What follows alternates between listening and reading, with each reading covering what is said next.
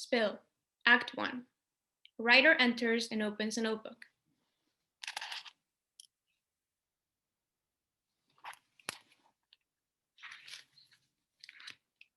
This is the story of the BP oil spill, as told in the words of the people who lived it. This is Kerosene Pay. This place is vastly different than anywhere else in the whole United States.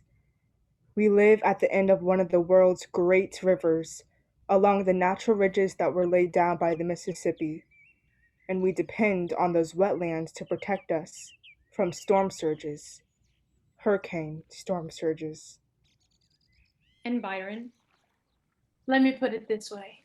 Spent 3 years in the military, and I've seen some beautiful places. But I can tell you this, there's no place in the world like the bayous of Louisiana. I can't live anywhere else. I'm sorry. I just can't. And Gary. We call it God country us. We live off the land, off the water. So we call it God country us. And Rose. No. I don't want to be in a play. No, I don't talk good enough of that.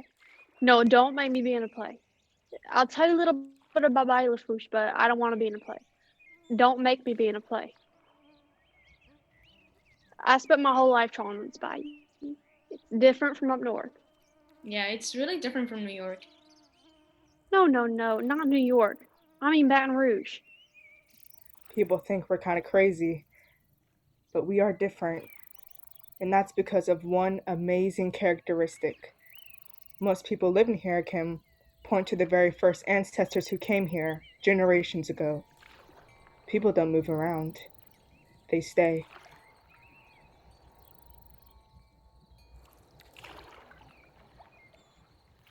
Out there on the water, that's what I've been doing my whole life. Sit down on the bayou, boil crawfish, boil crabs, boil shrimps. That's what we do. That's who we are. And that's what BP don't understand. You can't put a price tag on this. Michelle. This is my family's place. This is my world. This is my heart and soul. It's mystical here. The marshes, the swamps, the barrier islands. Every season is just more gorgeous than the next. And Ryan. You ever shoot a duck? No, I've never shot anything. Well, it's the prettiest thing in the world. You start calling him, they'll start coming in, settling in. So pretty. Gosh. And then you shoot him. You should do that once in your life. You really should. And Lynn. Why don't you come on over to our house Good Friday? We're having a big crawfish boil. Don't worry, we'll teach you how to peel them, suck the heads. You're laughing, but it's true. You said you were looking for stories. You might find some there. Now, when the oil companies first came here, all this land was a beautiful jungle, pristine. We thought, hey, sure you need a canal for your pipeline. Go ahead, oil companies. Cut a canal here, cut a canal there, put a pipeline here and put a pipeline there. We thought this natural world was so vast it could never be destroyed. Out there now are 14,000 production platforms and mile over mile of pipeline. It's like a spaghetti of pipelines here in Louisiana. We're losing these wetlands. If it ever changes, it'll be as a result of this spill. We were just coming back from Katrina when BP hit. Had all our boats back in the water. Lady Pamela, St. Christopher, Captain Espy, Miss Tallis, and Classy Lady. We was out there fishing. Had 60 sack of oysters at $25 a sack. Do the math. And now, out there, my oyster lease is 100% mortality. Now you understand? You know, we are not oil industry haters down here in Louisiana. Our country needs natural resources and we support the effort to get it. And we can live in harmony. I know for a fact we can. But it's to the point now that BP has done pushed these fishermen overboard. Hey, meet me down on Frenchman Street, right in front of the Spotted Cat. This is Jimmy Dellery. Delry. Dellery, like celery. You can't miss it. You can't miss him either. This is where Anderson Cooper would always go when he was down here after the spill. At night with his boyfriend. They sit back there. You know Anderson Cooper. You mean personally? Yeah. No. You ever walk down Frenchman Street? Nope, first time. Come on. Tell me, what you want? Pro-oral, anti-oral? I've been to every public meeting, every hearing. There's nothing I haven't heard, digested, compared, analyzed. But what I'm telling you is this.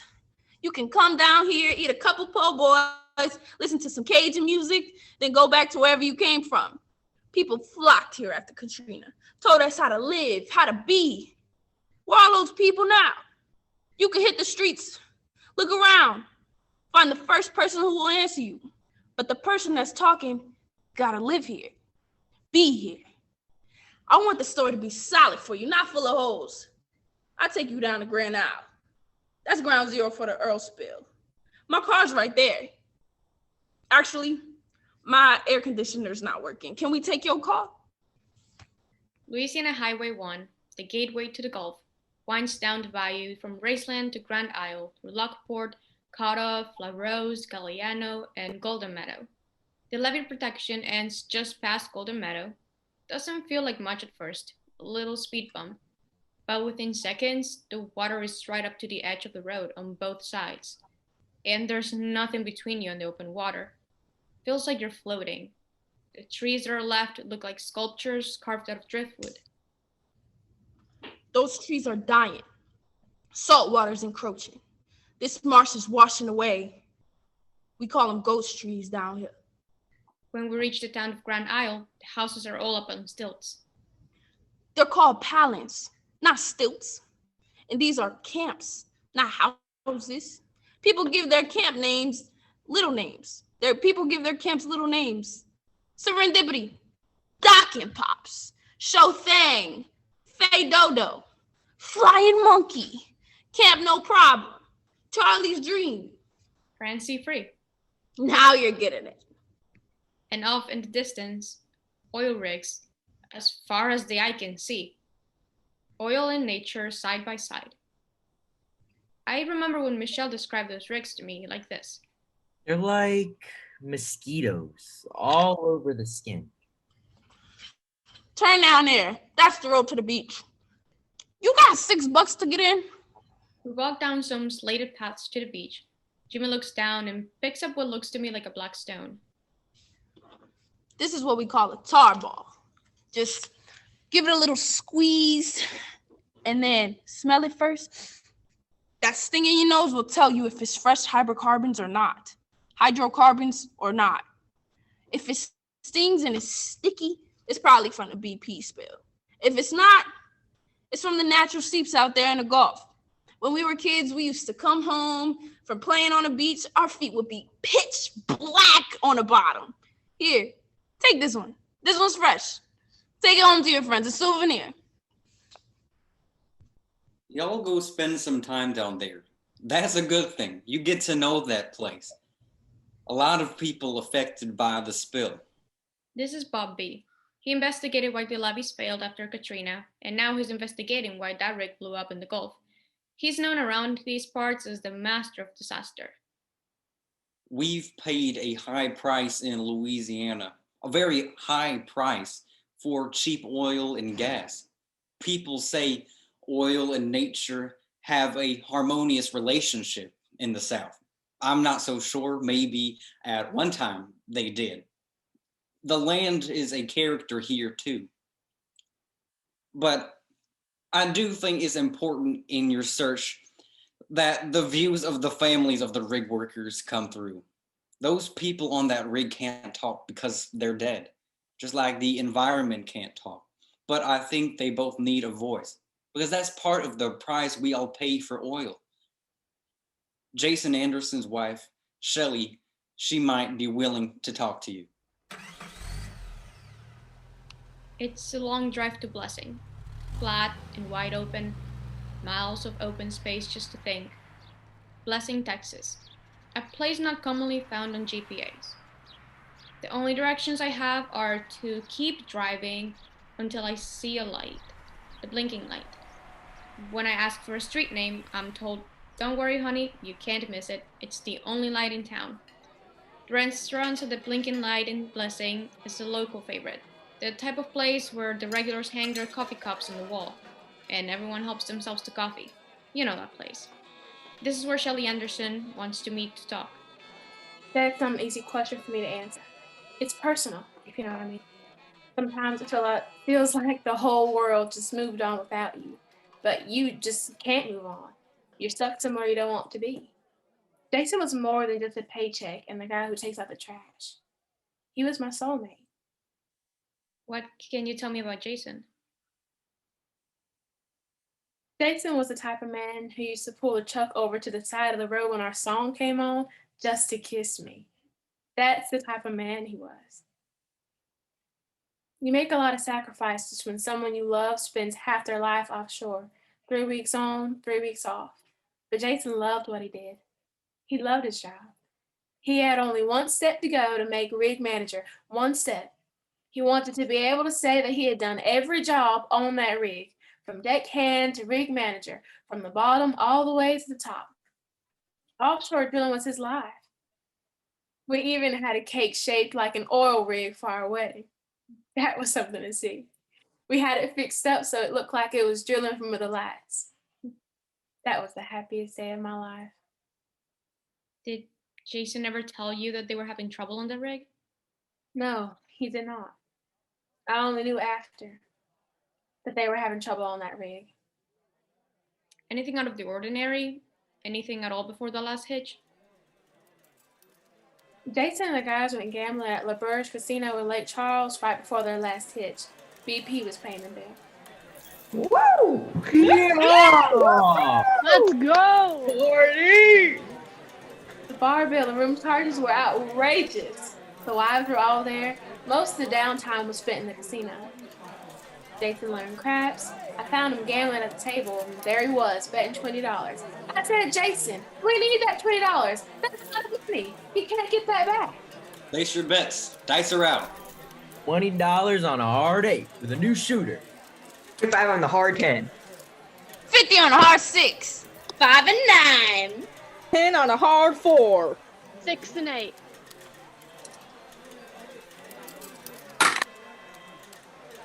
All right. Oh! All right, press it up. Another hard 8. Oh, yeah! Wow! You won. That never happened again. But as long as he kept playing, the beer was free. And if I get stoned and drink all night long, it's a It's a family Family tradition. The staff at the casino still remembers that night. The guys were all drunk and having a good time. Why would BP send them out to gamble right before the last hitch? They were blowing off steam because they were all really stressed about this job. I just didn't know at the time. Jason didn't talk about the rig. When he was home with me, he was home with me. But I do remember this. On the ride to the airport the next day, Jason drove the truck. Usually I drove so he could sleep, but that day he wanted to drive. And he had me write everything down, everything. What he wanted done to the house, how he wanted it done, what went to who, and all that. We were drawing up his will. That's what we were doing. And before he got out of the truck, he looked at me and he said, Shelley, if anything were to happen to me out there on the rig, would you and the kids stay in the house? I said, "Jason, you're scaring me." Just tell me. Well, probably not. If I met someone else and remarried, I wouldn't do that. You're all over that house. That house is your house. That wouldn't be fair to the new man. And then I said, "But let me be clear. I don't want a new man, okay? I don't want a new man." And he said, Well, that's good because I don't want to look down from heaven and see you with no new man either. Especially not in my own house. That would kill me twice. and we both laughed. That was so Jason. He made me laugh every day. That's a good reason to get married. And then he just looked at me. And he smiled that crooked smile with his eyes barely open. As an offshore wife, you understand the risks. It's a high risk job, life or death. We all know that. But you never think it's going to happen to you. Not your guy.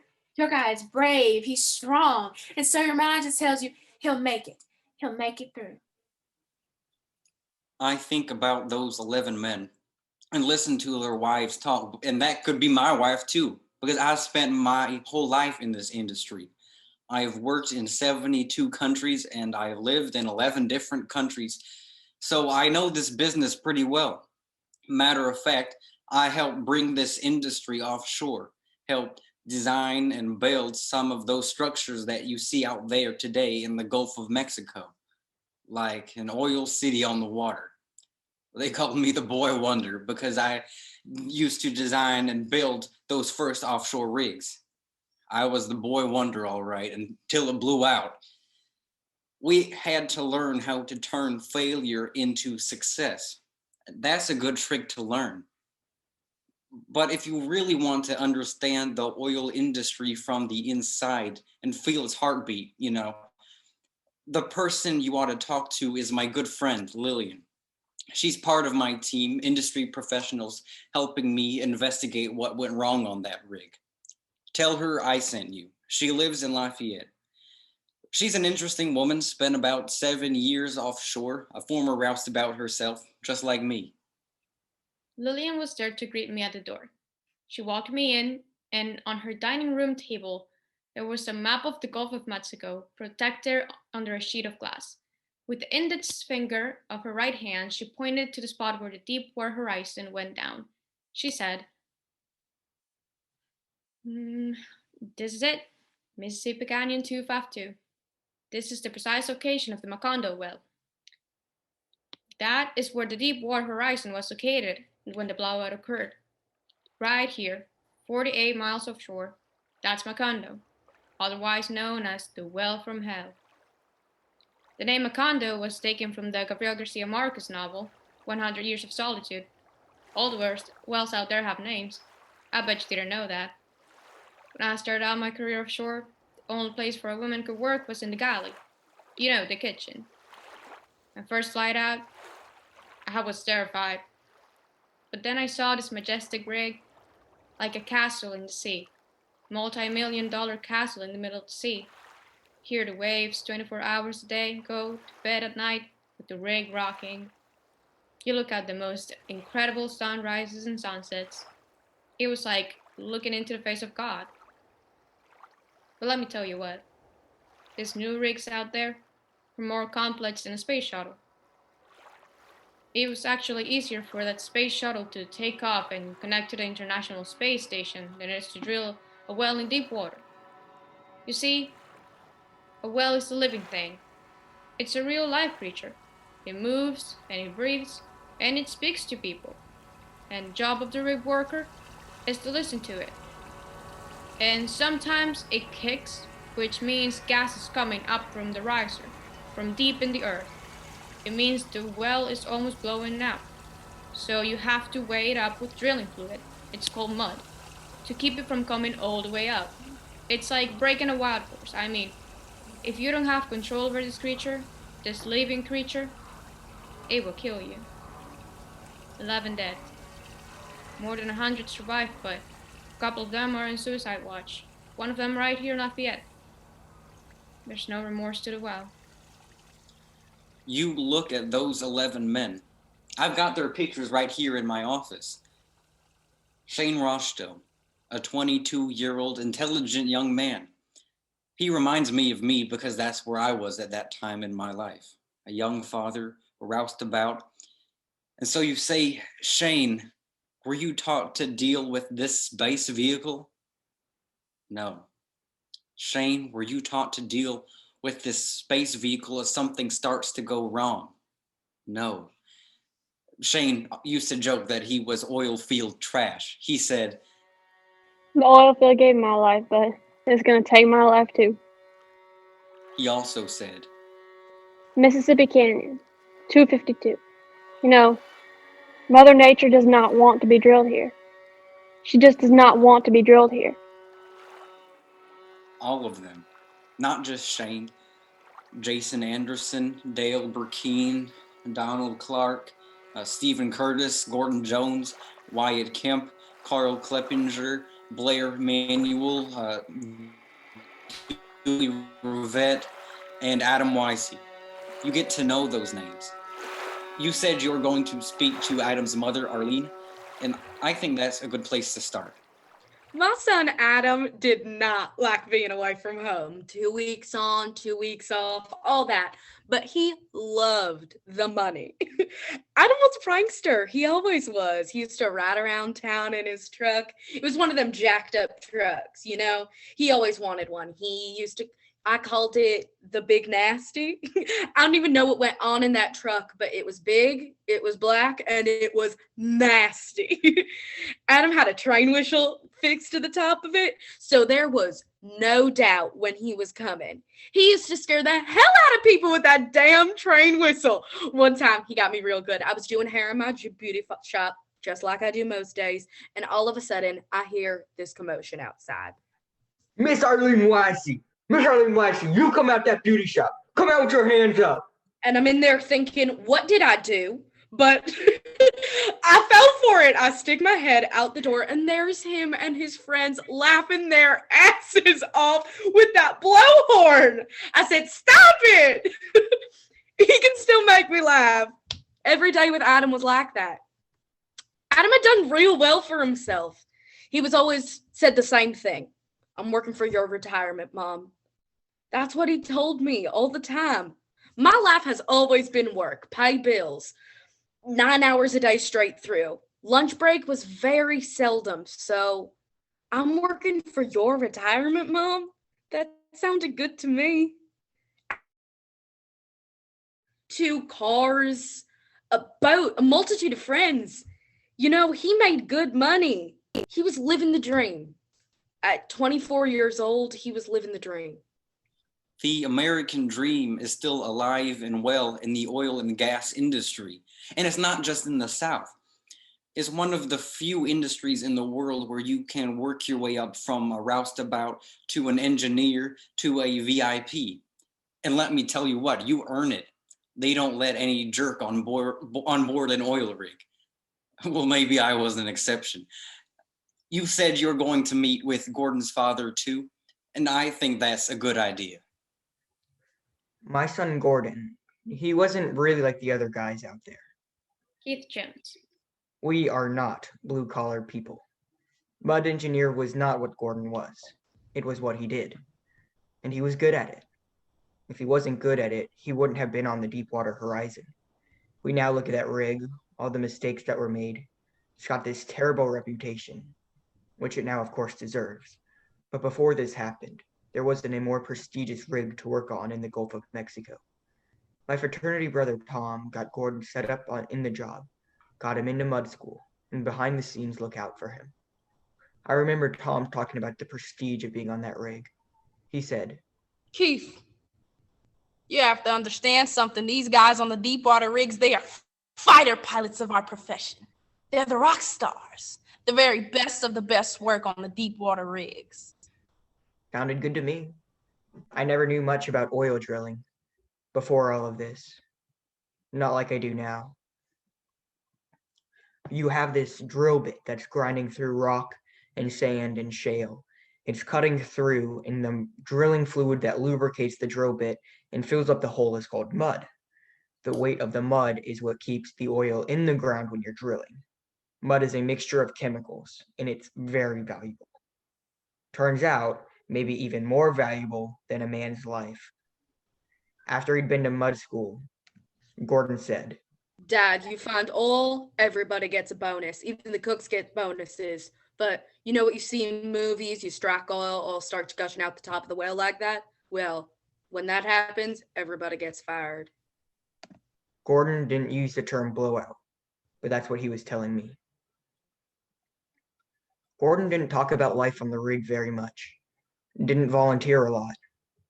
Now, I'll never know for sure, but not too long before the explosion, BP brought out a company man, senior man with BP. He calls the shots. and he had the tool pusher really putting a lot of pressure on the drill bit to drill faster and faster. He was sent to the rig to say, Hey, we gotta get this well finished and move on to the next one. so the tool pusher did as he said, and as a result, they had what they call on the rig lost returns. That means he drilled through the rock formation, so it cracked open at the bottom. They lost all of the drilling mud. That's hundreds of thousands of dollars worth of mud that leaked out in this crack in the bottom of the well onto the center of the earth into nowhere. Lost forever. Lost returns. That's what they call it. Lost returns. Then he paused. This man who lost his son, he looks like he's trying to pull details about his son's last hours, last minutes out of thin air, but they won't materialize. Gordon's grandfather was a trial lawyer. I'm a trial lawyer. His brother is a trial lawyer. But Gordon could never have been a lawyer. In order to be a successful litigator, you have to have a mean bone in your body somewhere. And Gordon didn't have that. Just didn't have it. But I do.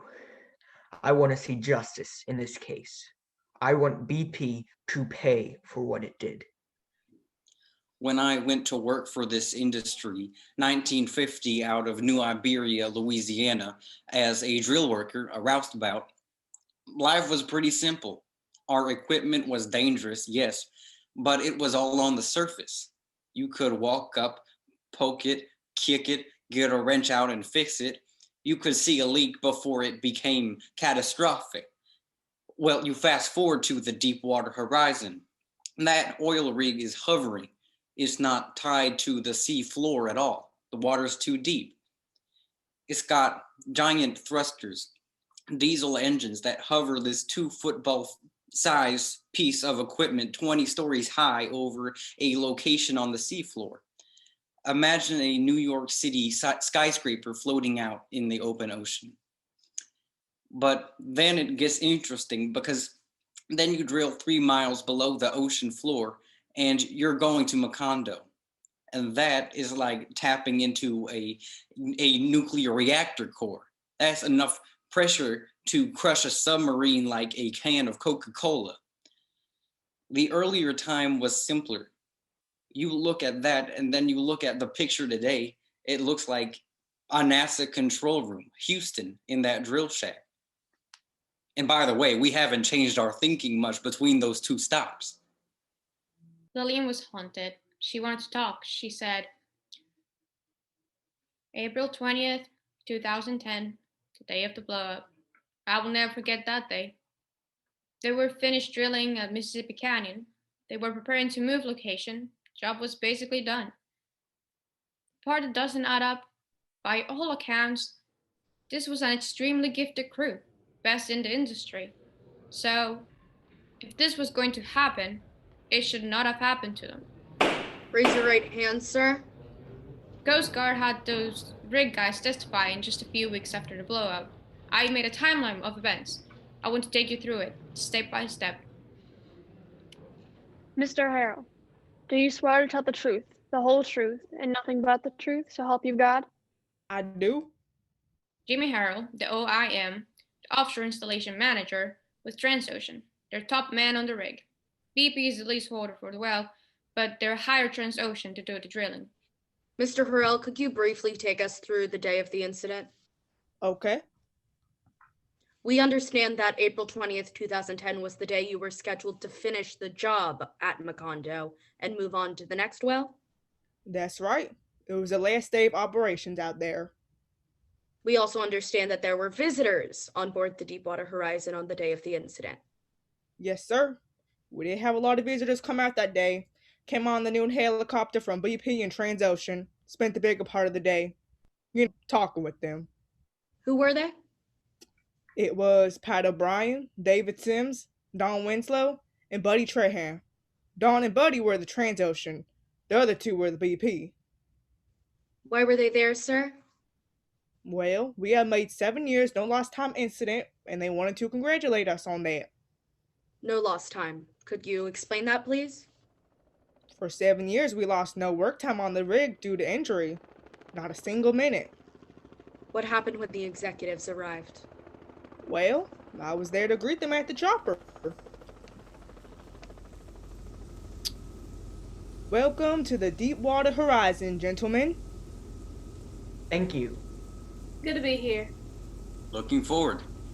Beautiful. It'll be a quick turnaround, 24 hours, but we'll show you everything and we'll take you down to the drill floor up to the bridge. You'll get a real feel for things right out here. Sounds good. Sounds good. And operations?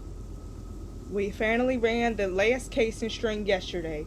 We had full returns on the cement job early this morning, and all we have left to do is the negative test and then displace the mud with seawater, and we're ready to move on to the next well. Wait, Jimmy, no CBL? You have to test the cement pond on a job like this. We always do. Test the cement pond. That was BP's call. You better take it up with them. Okay, gentlemen, let's get you room assignments and get you settled in. Okay, Mr. Harrell, so this drilling and exploration job on board the Deepwater Horizon was 47 days late. Is that correct? That's correct. 47 days behind schedule. Yes. And what's the day rate on that? How much does it cost to drill a well in deep water? The day rate on drilling is about $525 a day. $525,000 per day. That's right. Would you say there was any pressure on you to complete this job? Now, Jimmy Harrell had a lawyer sitting next to him when he was testifying, so he looks to the lawyer for how to answer. Lawyer leans in, Watt talks to him, he talks back, lawyer talks to him again, then Jimmy says, No. There was no pressure, being about 20 million behind on this well? No, sir. Are you sure, Mr. Harrell? Not on me for sure. Or my people. Did it concern you that BP was regularly changing its drilling plans on the Deepwater Horizon, particularly in the immediate days prior to the incident? Well, a lot of it was based on they were scared they were going to lose returns. You know, we had lost a lot of money on this job. So you had lost returns on this well before?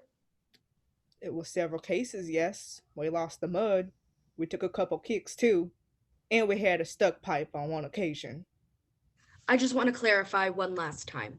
You're losing mud, you're taking kicks, you're 47 days late, and the only reason BP's vice president of drilling and completions and his counterpart were on the rig was to congratulate you on your safety record? Yeah.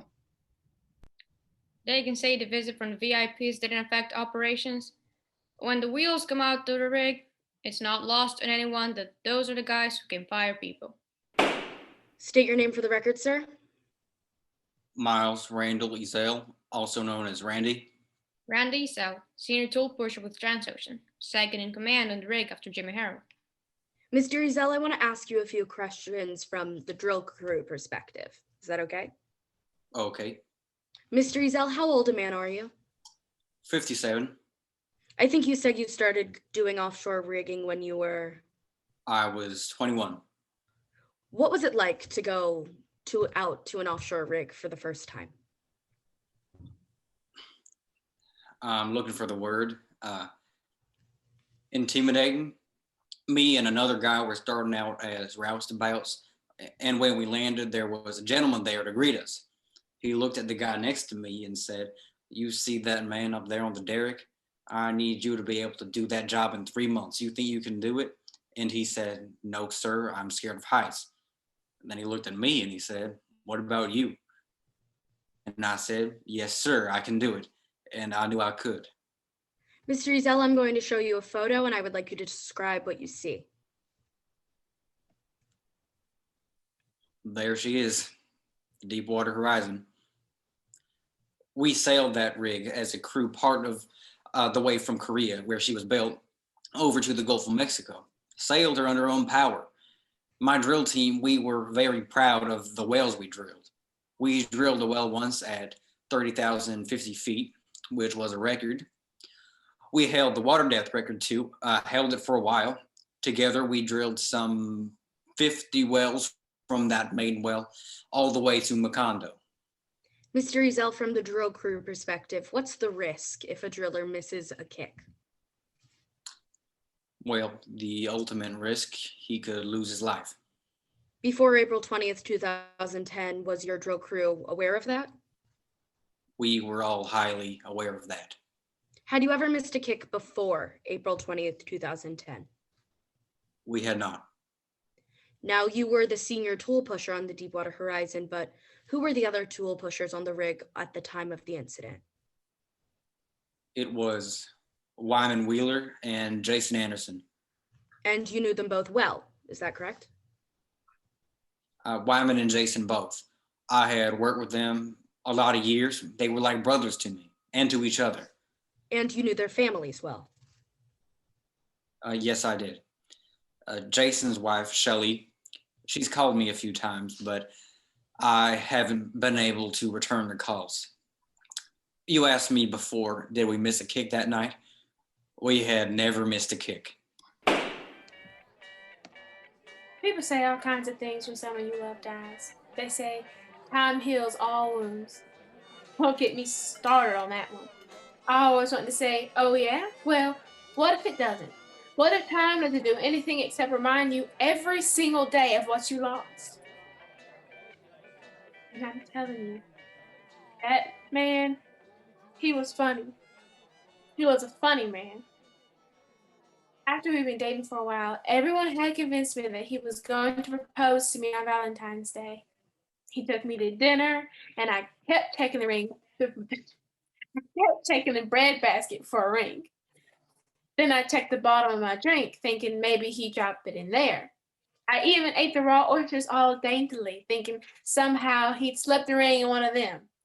I got up to go to the bathroom 5 times. I kept ordering drinks. I even tore my pantyhose on the way out of the restaurant. I was so drunk. And then I took them off in the truck and threw them out the window. 2 weeks later, he was cleaning out his guns. He had them all out on the table, and we were having people over at his place. And I said, you got to put these guns away. They've got kids. And when I opened the doors to the gun closet, there was the bag from the jeweler sitting right there. He picked it up and he handed it to me and he said, You want this? and I said, yes, I do. Receipt still in the bag and everything. That was Jason. You asked me before if I knew they were having trouble on that rig. Jason never told me about any trouble on that rig, but I did talk to Jason that night, right before that last hitch. See, life on the rig pretty much goes like this. Guys work out, they take a shower, and they eat first, but they always call home to their wives before their shift. Jason always called home. Hi, baby. I only have a minute. Just one to call and say goodnight. I told him, Jason, the kids are driving me crazy. And then I said, how you doing out there? Everyone out here's in a big hurry, Shell. BP's plan is calling for simultaneous operations during displacement. You're only supposed to keep your eye on one thing at a time. I don't understand. You go step by step when you finish in a well. One operation at a time. Everything's happening too fast out here. Tell him to stop it. Not that easy, Shell. Wish it were. Look, I can't really get into it too much right now. The walls are too thin. You understand? He said the walls are too thin? That's what he told me. He said, the walls are too thin. Now, Mr. Ezel, we've heard from several sources now that there were visitors on board the Deepwater Horizon on the day of the incident. What can you tell us about your dealings with the VIP group? Well, we were going to have a general tour of the rig with those individuals. We did conduct that tour. We went to several different areas on that rig. And one of the last areas we went to was the drill floor. Blow would occur around 10 p.m. that night. About 5:30 p.m., Christopher Pleasant, subsea supervisor with Transocean, started his shift. Mr. Pleasant, what can you tell us about what happened when you arrived on the drill floor for your shift change?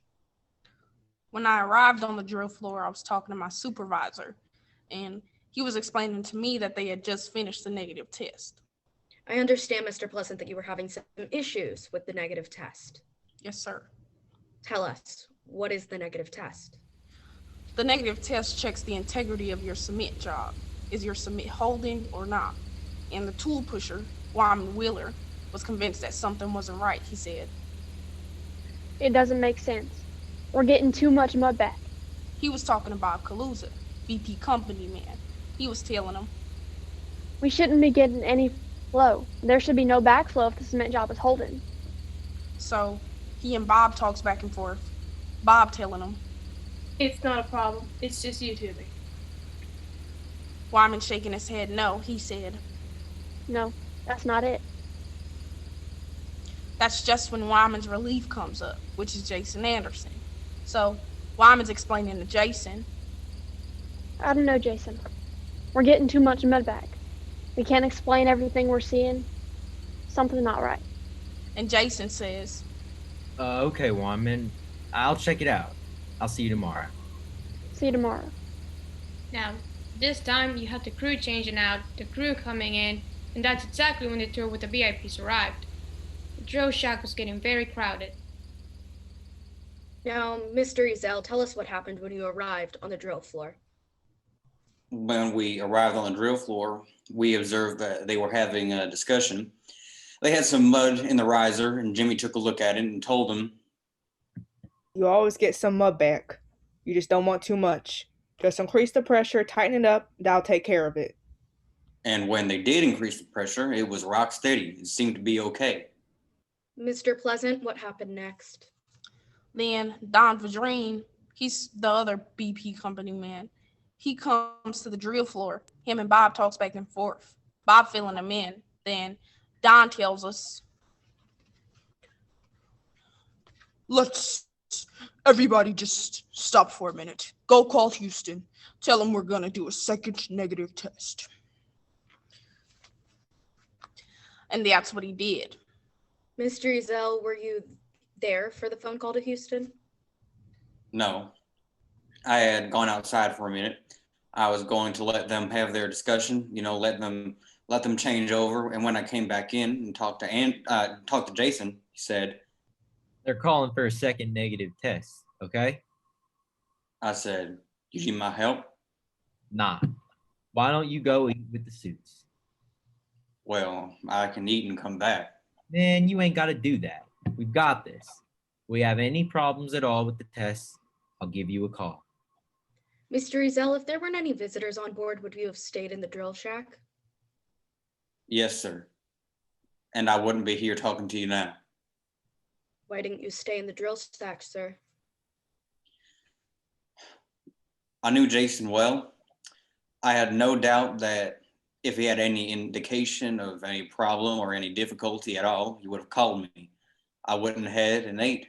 I did attend the meeting with the dignitaries. Let me tell you what, some of those executives on board that day, those visiting VIPs, have more knowledge and experience than anyone else on that rig. And instead of staying in the drill shack to figure out what was going wrong, they held a meeting and gave away a watch. I came out here today, having heard all about the great wonder, the marvel of this rig and its crew. One of the BP men, Pat O'Brien, addressed the group. I have to be honest, I thought these claims might be exaggerated. But I stand here this evening convinced. The Deepwater Horizon is the pride of our fleet, our best exploration rig. And this crew has found a lot of oil. Line up your gauges. Let's start this test. We're starting to bleed the pressure down. Coming down, down. Okay, I got 0. Okay, shut it in. Let's see if it holds. The Gulf of Mexico is a world-class hydrocarbon basin with a bright future. To date, approximately 18 billion barrels of oil have been discovered in deep water, with an estimated 20 billion barrels of yet-to-find potential. This fiscal environment in the Gulf of Mexico is one of the most attractive and stable in the world. I got about 15 barrels back. Pressure's rising on the drill pipe, 700 psi and rising. What about the keel line? 0 and holding steady. The backflow is slow. But Pressure is going up on the drill pipe, up to 1400 psi. But 0 on the keel line. 0 and hold it. Those different pressure readings, this is a sign that something is desperately wrong. At BP, we have a mantra. Every rig minute counts. Time is money. Every minute matters. Let's hold up. We need to get Houston on the phone. BP company man Don Bedream managed to stop this $500,000 a day operation for 1 hour while they debated the results of that test. And then he called Mark Haffel in Houston, and Mark Haffel said, You can't possibly have pressure on the kill pipe and 0 pressure on the kill line. That's not possible. I watched the keel line for 30 minutes, and I didn't see a drip come out of it. Look, maybe you trapped some pressure in the line, or you didn't have the valve lined up right. No, we did it right. Look, according to what you're telling me, if the well was going to blow out, it would have blown out already. Get it done. We now have the real-time data on this. The last phone call lasted for 10 minutes. Everything that happened after that was like marching into death. They had missed a kick. BP has many operations, and some of them are very dangerous. Only 43 wells the complexity of Macondo have ever been drilled in the world. Deep water drilling is the highest risk among the entire corporation. It is also the highest reward. A toast to the best performing rig in the Gulf of Mexico. Mr. Ezel, what happened after that meeting with the executives? Well, I was feeling pretty good from the meeting on how good a job we had done, how proud they were of the rig. I went to the galley and got something to drink. Then I looked at my watch and it was 9:20. I called Jason up on the drill floor. I said, negative test go. And Jason said, It went okay. We bled it off. Watched it for 30 minutes and we had no flow. and what about displacement? How's it going? Going fine. Won't be much longer. Do you need any help? No, man, I've got this. You've been working 18 hours. That's insane.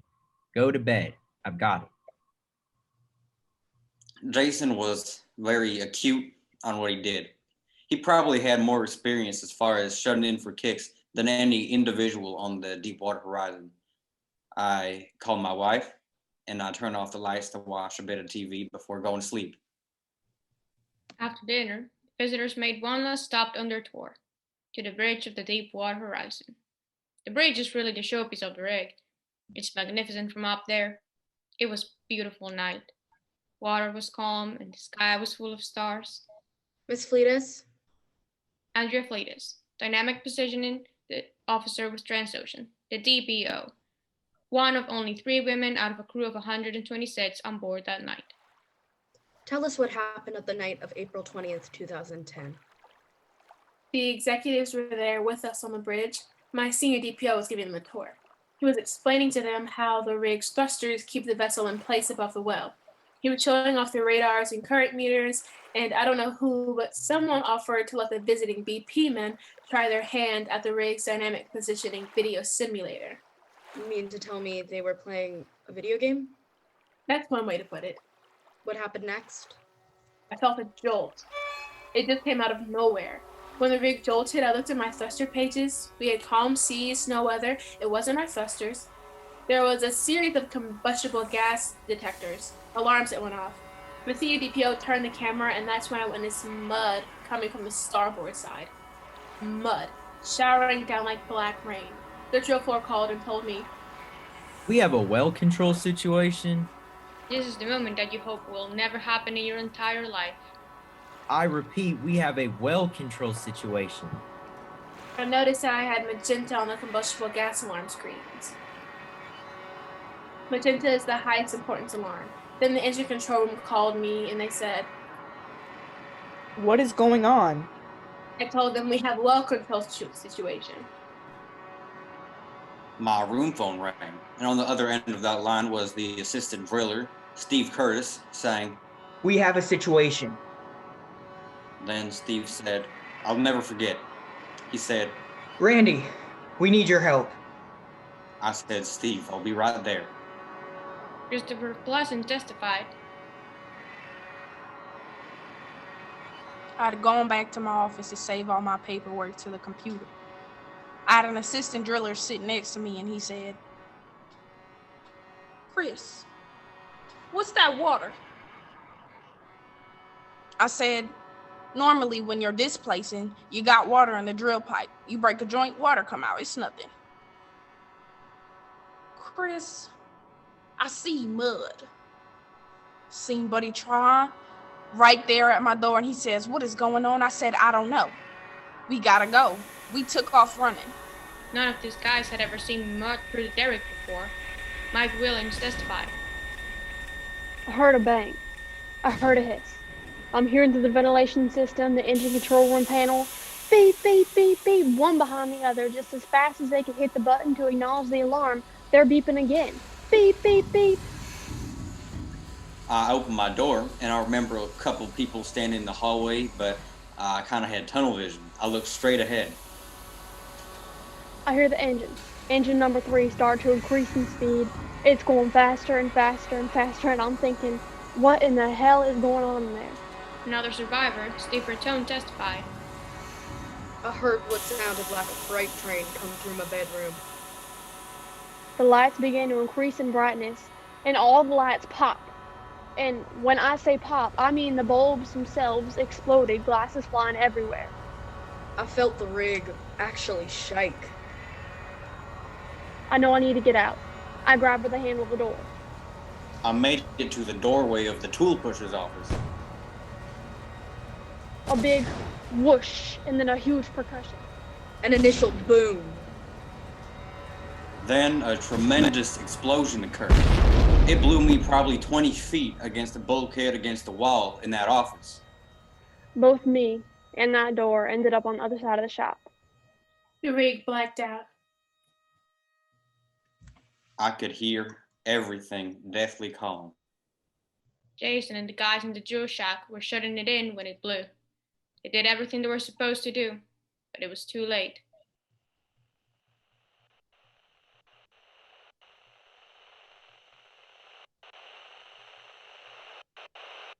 The PA system crackled to life. Fire, fire, fire! There was a lot to take in. There was a lot going on. I was trained to signal the general alarms if there were 3 or more gas alarms in magenta. It was all magenta. Every little fire extinguisher, every little spray can was going off like a rocket. Steel was melting down around them. I turned to go get my clothing, my boots, my hat when a second explosion occurred. It threw me across the room. Both me and that, it blew the door off its hinges. I jumped up and ran into the hallway. I made a decision that the rig wasn't going to kill me. I was going to get out and find out what in the world was going on. I hollered out, "Go to your emergency stations!" and made my way to the bridge. My equipment was on the bridge. The EDS, emergency disconnect system, to disconnect the rig off the well. I knew that I had to get there as fast as I could. The whole rig was about to blow. I heard popping. I saw ceiling tiles falling. I just don't remember the big bang. My next recollection was that I had a lot of debris on top of me. I tried 2 different times to get up, but the debris, it was a substantial weight. I told myself, either you get up or you're gonna lay here and die. I pulled it as hard as I could and I came free. I attempted to stand up and I immediately stuck my head into smoke. I got on my hands and knees and then I felt something that felt like air and I said to myself, I need to go. That way leave. And I could feel droplets. It was moist on the side of my face. But what I thought was air was actually methane gas. I put my hand on the body and it was Wyman Wheeler. I saw a beam of light like a flashlight bouncing and the light was going up and down. Jimmy Harold, the OIM, came out of his room. He was gritting his eyes real hard and he said, Insulation got blown in my eyes. I can't see. I said, Jimmy, I've got Wyman down right here. I gotta find me some shoes. I just got out of the shower. My eyes are burning so bad. I can't see. I was thinking of walk Wyman out.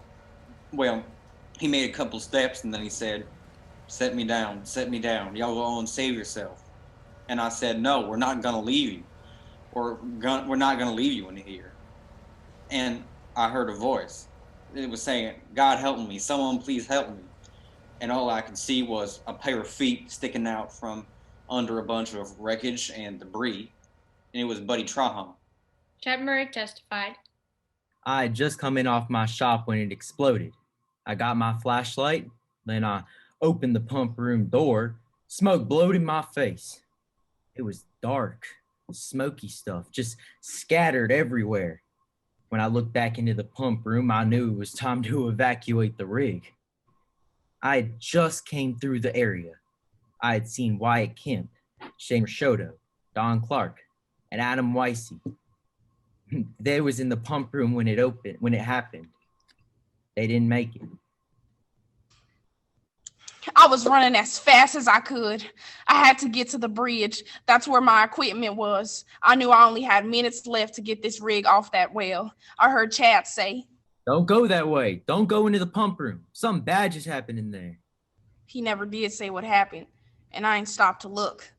I had to get off that well. I had to get this rig off that well. I just kept running. Both the guys in the pump room and the guys in the drill shack died instantly.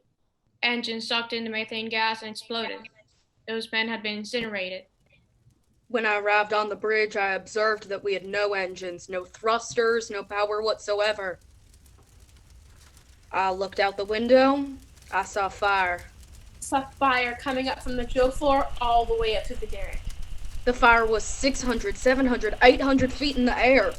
The CADPO announced over the PA to report to emergency stations and lifeboats. The rig crew heard, "This is not a drill, this is not a drill." I noticed that no one had hit any of the distress buttons. I issued made it. I heard the watertight door bang. I heard somebody say, The engine room, ECR, and pump room are gone. They're all gone. I turned around. What do you mean they're gone? And he said, They've blown up. They're all gone. They've blown up. I recognized his voice. It was Mike Williams. He had a laceration across his forehead. I hollered out, "We need a medic!" Captain looked at me and I told him, Sir, we need to go. We need to abandon ship right now. We're not going to have power. We have no way to get away from the fire, from the fuel. Mayday, mayday, mayday. This is Deepwater Horizon. We are on fire. I repeat, we are on fire. When I turned around, I saw Chris Pleasant. He was at the EDS panel, the emergency disconnect system, to disconnect the rig from the well. I hollered, "Chris, I need confirmation we have EDS'd." He said, Yes, we've EDS'd. and he pointed at the light panel. Everything did like it was supposed to at that panel. All the lights lit up, but the signal, it never left the panel. We had no hydraulics, no power. We were a dead ship. I started to my emergency station. That's when we found Buddy Trahan, Randy Azell, and Wyman Wheeler. Looked like a tornado had gone through there. When we saw Chad, we shouted out, "Go to the bow and get us a stretcher." We load Buddy on the stretcher, and it was not easy. There was a lot of debris, and I said to Chad, go, get a stretcher for Wyman, and I'll stay here. I had told Wyman I wasn't going to leave him, and I didn't. The captain was standing outside the bridge looking down at the lifeboat station. I saw a number 1 driving away. Lifeboat number 2 was already gone. I said, "That's it. Abandon ship. The lifeboats are leaving without us. Go." It seemed like an eternity, but they finally came back with the second stretcher. I knew they would. That's what I had told Wyman. They'll come back. They'll come back. We took Wyman to the bow of the rig. We made our way to the lifeboat deck. When we came back out, we seen the lifeboats had left without us. The main lifeboats had already been deployed. Steve called out. Okay, everybody, head to the David. We turned and went to the lit life raft. We crank it up on its lift, rotate it around to the side of the rig, and then drop it. Drop it out, clear the rig. We failed trying to get the stretcher in. It's not that easy to board a life raft with it sitting there while it's swinging. There was a lot of explosions still going on, smaller explosions and immense heat. The flames and the heat were meeting in some kind of a vortex or something right there. The raft dipped. It started rocking back and forth. We were lowered down, and I remember the heat. The next thing I knew, the life raft was descending rapidly and the smoke had cleared out. The life raft was free falling, and I honestly believed we were all going to die. Some was left behind. When the life raft hit the water, I fell out. The water was on fire. I was swimming away from the rig, from the fire. There was smoke bellowing out from under the rig. The res jumped 20 stories. I saw a person's boots and his clothing come shooting from the fire. Within seconds, another pair of boots and a person came flying out the smoke. I looked up at the rig. I witnessed an individual running at full speed across the helideck. When he jumped off the end of the helideck, he was still running.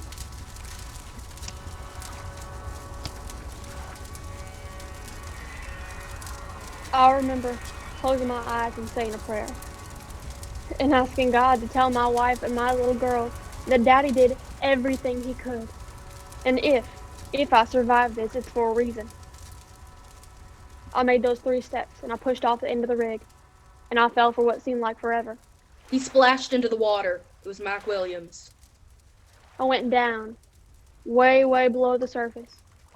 And when I popped back up, I felt like, okay, I've made it. But then I feel this god-awful burning all over me, and I'm thinking, am I on fire? So I start doing the only thing I know how to do, swim. I gotta start swimming. I gotta get away from this thing. I could tell I was floating in oil and grease and diesel fuel. I mean, it's just the smell and the feel of it. And I remember looking under that rig and seeing the water on fire, and I thought, what have you done? You were dry and you weren't covered in oil up there. Now you've jumped and you've landed in oil. The fire's gonna come across that water and you're gonna burn up.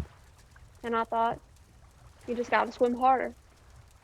So I swam and I kicked and I swam and I kicked. And I swam as hard as I could until I couldn't feel any more pain. And I thought, well, I must have burned up. Because I don't feel anything. I don't hear anything. I don't smell anything. I must be dead. But I remember real faint voices. Over here, over here. And I thought, what in the world is that? There was a rescue boat from the David Bankston. It was our supply boat that was out there. They came and pulled us out of the water.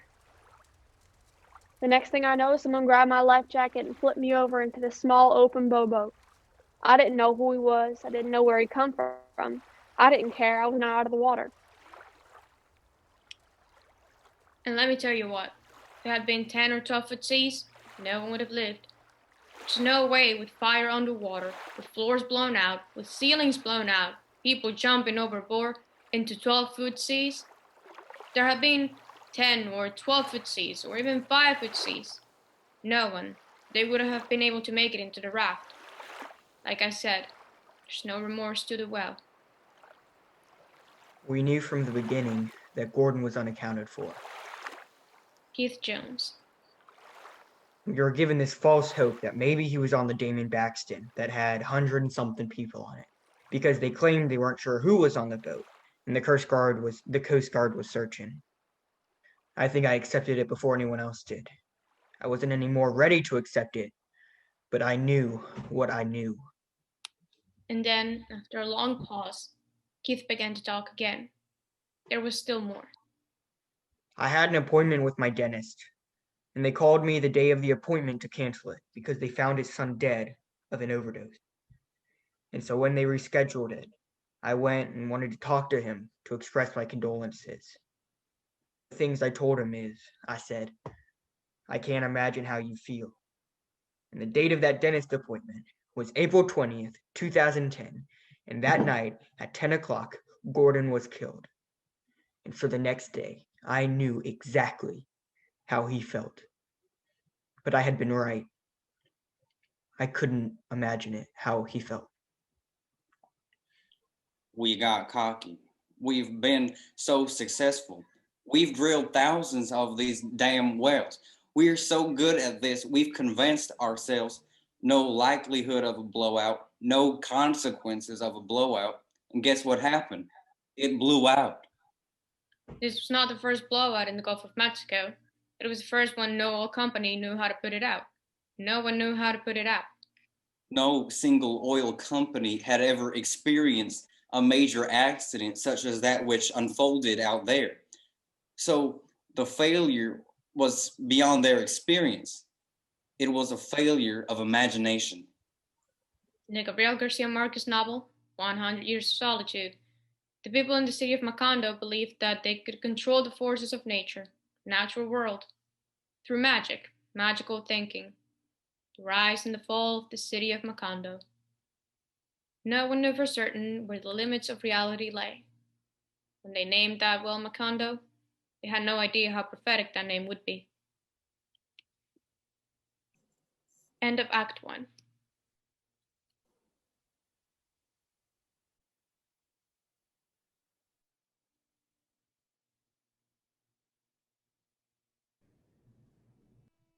Act 2. There was a makeshift hospital on the main deck. The Coast Guard rescue swimmer asked, "Who's critical?" Buddy Trahan. He had a severe laceration on his leg. Also, he had a twisted and mangled lower calf on his left leg. His fingernails were gone. He had a hole in the side of his neck. I assisted Buddy on the gurney. As I rolled him, the medic said, "Oh my God." Buddy's back was burnt from belt to head. Wyman Wheeler went next. After that, I checked on my guys, how they were doing, and made my way up to upper levels and sat there and watched the rig burn. The wind was from the northeast at about 5 knots. The water was glassy, maybe a few ripples. I did not realize at the time how badly I'd been injured. I thought I had a friction burn, but it was a second-degree burn caused by the heat from the rubber raft. My face was irritated from swimming in fuel. One of the most painful things we could have ever done was to stay on that location and watch the rig burn. Those guys that were on there were our family. It would be like seeing your child, your brothers or your sisters perish in that manner. And that puts some mental scarring in a lot of people's heads that will never go away. It wasn't the best of the conditions to stay out there for 30 hours. These guys have been through a lot of trauma. I don't know what happened on that rig, Randy. She just blew. Witnesses say that when Jimmy Harold was in the rescue boat, he was on the phone screaming. Are you happy? Are you happy? The rig is on fire! I am calm. You realize the rig is burning. No one knows whether he was talking to BP, or Transocean, or what. We may never know, because none of that came out in the hearings. We were all just in a daze, so to speak. The derrick lasted a pretty good while. It was like about an hour and a half before it fell. Did we miss a kick that night? We had never missed a kick. It was some pretty extreme sights that were embedded in our brains that night. We remained on the rescue boat while the Coast Guard continued to look for the missing men. 28 helicopter flights covering some 6,600 nautical miles. As the Coast Guard continued to search and rescue operation, private supply vessels sprayed water on the fire. Coast Guard Rear Admiral Mary Landry told reporters. We're only seeing minor sheening on the water. We do not see a major spill emanating from this incident. Though she cautioned. We don't know what's going on subsurface. Do you know the expected survival time in the water? Should you happen to get blown off the rigger in a storm or something? Shelley Anderson. The expected survival time in the water is 48 hours. I knew that because I quizzed Jason for his water survival safety certificate. I quizzed him for that training test. He would practice every night in the pool with Lacey Kathleen. She's our daughter. He knew how to change seawater into fresh water. He knew how to change his coveralls into a flotation device. I told myself, if anyone could survive, Jason could. I fell asleep praying with the safety certificate in my hands. I called every single hospital in the state of Louisiana. I believed I would find him. I believed he would be found. I believed he'd be fine. I kept convincing myself of his safety. I kept convincing myself. Saw on the front page of the newspaper that the Deepwater Horizon blew out shortly before 10 p.m. Bob B. Saw those aerial shots of the rig on fire, and I said, oh my God. Shelley's mom called. Bill Anderson. She had seen it on TV. She said, Bill! That's Jason's rig! And I told her, that's not Jason's rig. They work 150 to 200 miles off, that can't be Jason's rig. And she said, But that's from us here in Texas. What if they're counting the miles from where he took off? I called Transocean myself and I said, what is going on? Transocean called to let me know that my son Adam was, how was it put? Not among the injured, not among the recovered. They didn't just come right out and say he was missing. My mom was hoping. My mom's still hoping. Then my daughter, Lacey Kathleen, came into my room and she said, is my daddy dead? I said, sweetheart, no. We have to have hope. She said, well, my daddy came and told me he was dead. Maybe he wanted us to know. She was 5 years old. How in the world do you answer that? They lied to us on that deal. They kept searching 2 to 3 days. They knew those guys were gone. They knew absolutely they were gone. For 5 years, I bragged that I got my son Gordon that job. And I did. And then, of course, I had to take responsibility for having Gordon on that rig. Now, I know that's not an entirely intellectually valid idea, but emotionally it is, and I haven't stopped thinking about that. I guess I never will. The only thing that haunts me is, why didn't I know this happened before they called me, you know? You should know when a piece of you is missing. You should know when a piece of you is gone. I even wrote it on the cover of my journal. April 20th, 2010. The start of hell.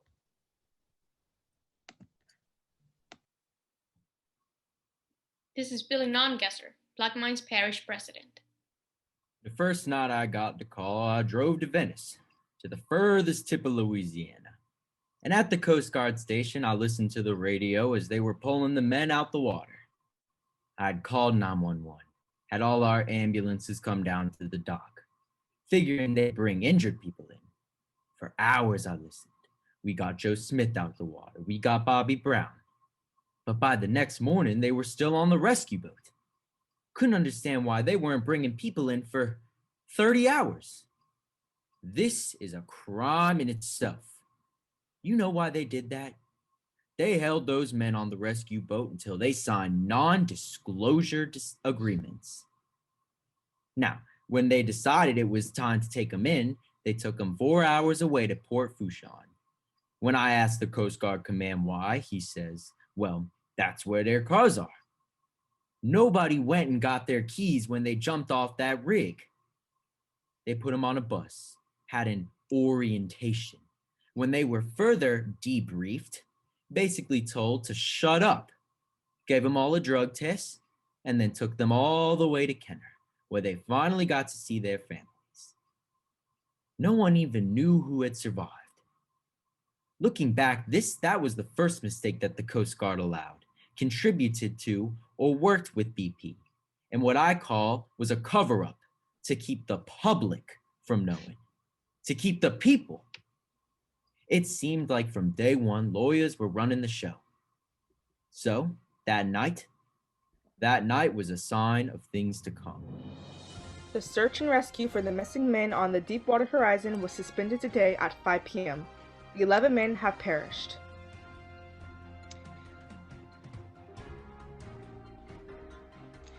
The effort to knock down the towering blaze by spraying salt water across the burning platform overwhelmed the rig, causing it to list and then sink. I talked with Lillian right away. I said, please, Lillian, contact your friends. Contact the people who worked on the Deepwater Horizon the night she sank. I said, we know this is going to be dangerous for their names to be known, but it is important that we get this early insight and information into why and how this damn thing happened. In a press conference earlier, a spokesperson from BP said, BP now estimates the flow rate from the blown out well to be about 1,000 barrels of oil per day, leaking into the Gulf of Mexico. 2 attempts to shut the blowout preventer using remotely operated vehicles have failed. BP has set up a special room at their headquarters in Houston, blacked out windows and screen after screen showing the gushing oil, recorded by a series of underwater cameras. a highly immersive visualization environment. They called it the Hive. Called in the best minds in the industry, the wild whale experts from across the country and around the world. A highly specialized team of people. They kept those seafloor videos under wraps for as long as they could, because that's what they didn't want the public to see.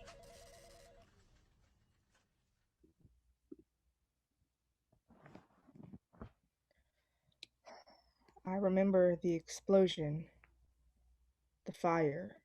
Carrie St. Pay. I sent an email to BP expressing our sorrow at the loss of life out there, the tragic loss of life out there. But we had no idea how much oil was coming up. Initial estimates were really low. Initial reports, you take that with a grain of salt, especially here in Louisiana. They're losing a lot of oil. We didn't know exactly how much, but they're losing a lot of oil.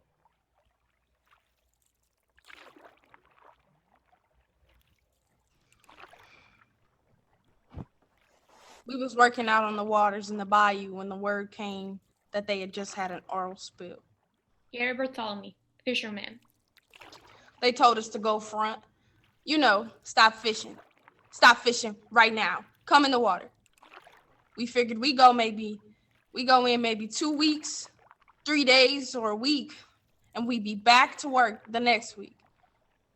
We had oil spills before. We had no idea how far this oil was going to go. I flew with the Coast Guard. Billy Nungesser.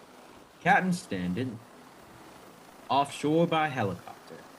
Already there was oil on the surface of the water. It was slick, oily, and red. Looked like blood. Captain said, Don't worry, Billy. It's 48 miles offshore. BP doesn't think it's gonna hit the shore. I said, well, who's in charge here? The Coast Guard or BP? He goes, The Coast Guard's in charge, but we're only 51% in charge. I said, how's that gonna work, Mr. 51%? He says, We are not the experts here. You got a better plan? I said, land this helicopter. We have to come up with a better plan. We have to stop the oil from coming ashore. So, we sitting around, and then next week came, still can't go out. Next week, still can't go out. Start talking about the future, you know. How long for this to come back? Our phones were just blowing up. Jonathan Henderson, environmental lawyer. The media was calling us from everywhere. How bad is it? How much oil is spilling? What's going on? But the media knew more than we did at this point. Then I got a call from one of our supporters. He was a guy with a small plane. He said, Jonathan, would it help if we flew out there to see what's going on? I didn't think twice about it. I said yes. So we drove to Gulfport, Mississippi, and we flew out to the source. 50 miles offshore, the scene out there was like World War II, or Pearl Harbor. It was a battle scene. BP had moved rigs and equipment in place to drill a relief well. They were burning off the gases, massive amount of methane and benzene. The entire area around the scene was just filled with a gray haze. Dispersants were raining down, and off in the distance there was this burning off the oil off the surface of the water. The ocean was on fire. There was smoke everywhere. It smelled and tasted like fuel. The Gulf of Mexico had become a war zone. I'm 65 years old. Been fishing oysters all my life. I start thinking to myself, what we gonna do, you know? For weeks, the oil was just floating around out there. We have very weak tidal currents here in Louisiana. Oil moves according to the wind more than anything else. We knew that oil was coming northward. We knew it was likely that oil would be blown in and stacked up in our estuaries, when in doubt, several feet thick. We have to deal with this oil now because it's coming. 7 knots on the wind, and it's coming. Now, BP in their permit to drill said that the likelihood of a blowout was insignificant. And they said that, well, you don't have to worry about the consequences of a blowout. We can handle 162,000 barrels in oil a day coming from 1 mile below the seafloor, on the seafloor. And I'm thinking, well, if you can, it would be the first damn time in history, because we never have. In all the history of the industry, we have never been able to handle a pollution event of this magnitude. I said, this is going to be big. This is going to be a game changer for the entire industry. 3 weeks later, Tony Hayward made this statement before Congress. When I learned that 11 men had lost their lives in the explosion and fire on board the Deepwater Horizon, I was personally devastated. The explosion and fire and the resulting oil spill should never have happened, and I am here to say that I am deeply sorry that it did. None of us yet knows why it happened. Let there be no mistake. I understand how serious this situation is. This is a tragedy. People lost their lives, others were injured, and the Gulf Coast environment and communities are suffering. How could this happen? Why is it taking so long to stop the flow of oil and gas into the Gulf? How damaging is the spill to the environment? I am here today because I have a responsibility to the American people to do my best to explain what BP has done, is doing, and will do in the future to respond to this terrible incident. In the end, we will be judged by the quality of our response. And while we cannot undo these tragic events, I give you my word that we will do the right thing. Then, about 22 days into this thing, BP was nice enough to finally release to us the seafloor videos. Well, we looked at that and we said, this is not 1,000 or 5,000 barrels a day leaking into the ocean. This is not even 10,000 barrels. This has got to be 50,000 or more barrels of oil a day gushing into the Gulf of Mexico. Anyone living down there on the Gulf Coast in the path of that oil, their lives are going to change forever. Today, we stand here. Billy Nungesser.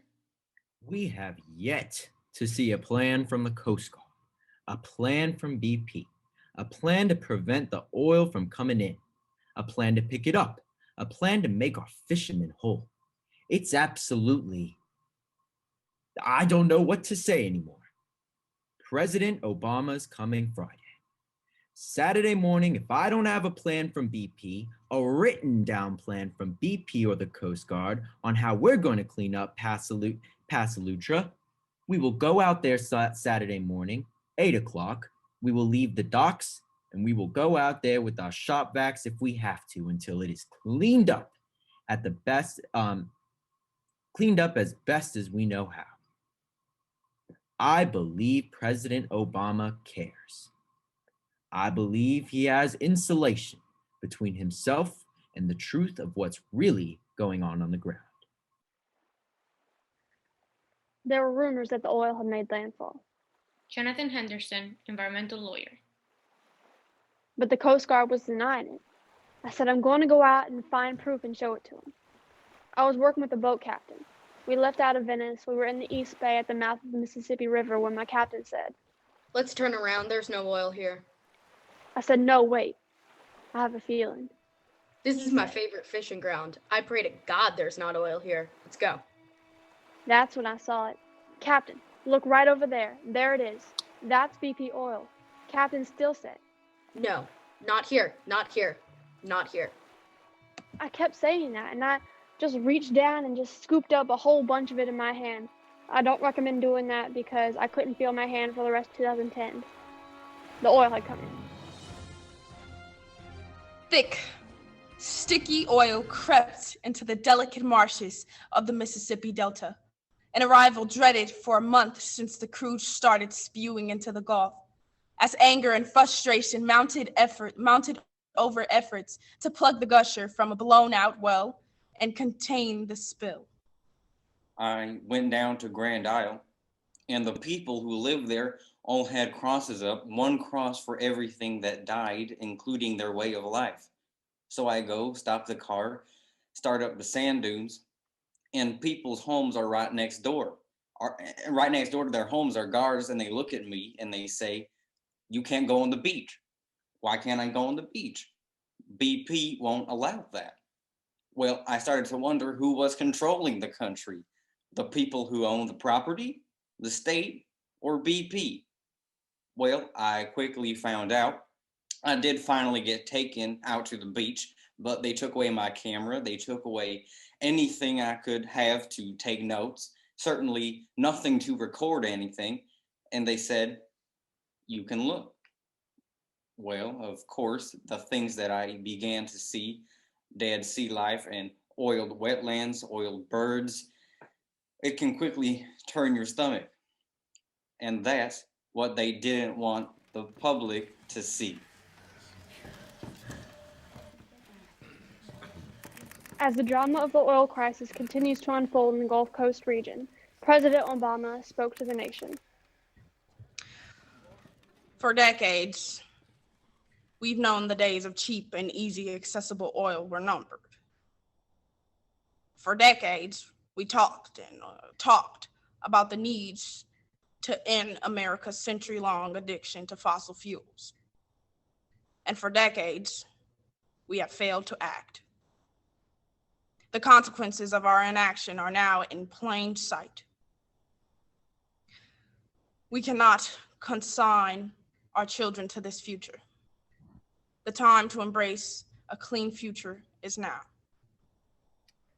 I taught high school and I coached football for 9 years. Bill Anderson. I was a head coach, had 7 assistant coaches.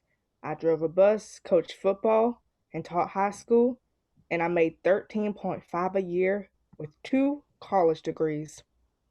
One summer, I took a job for a guy up in El Campo. Had a little oil field service company, and my first week's check is bigger than a full month's pay coaching and teaching. So at the end of the summer, God says, "Well, why don't you just stay here?" And I said, "Okay, I will." And that's just what I told my son Jason when he came to me and he said he wanted to work offshore. He said, "Dad, college isn't for me, but I think I can do this."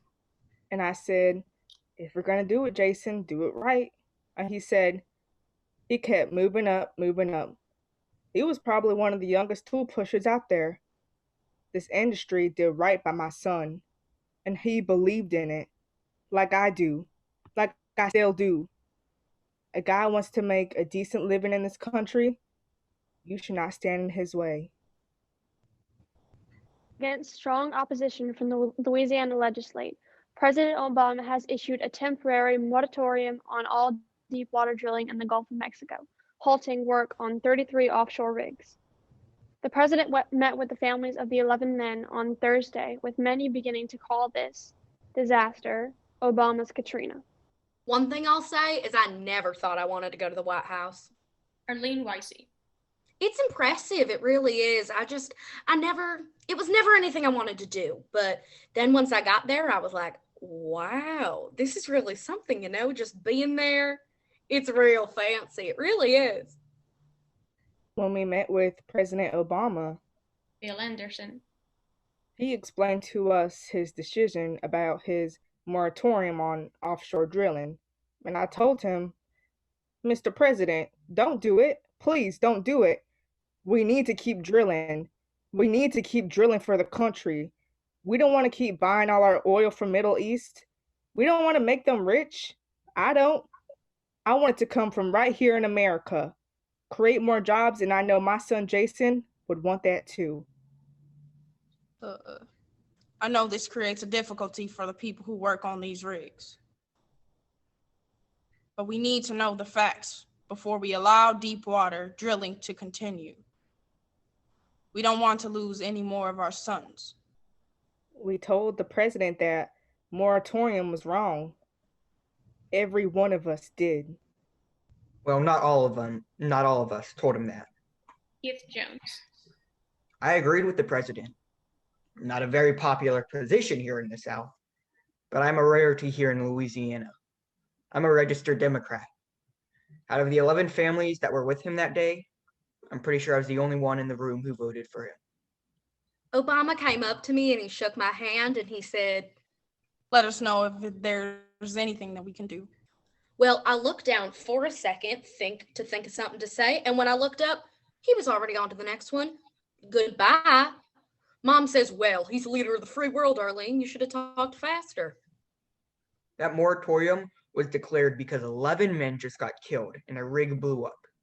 And the president looked me in the eye and he told me that himself. I'm not into politics all that much, but we are a country divided. That is a fact.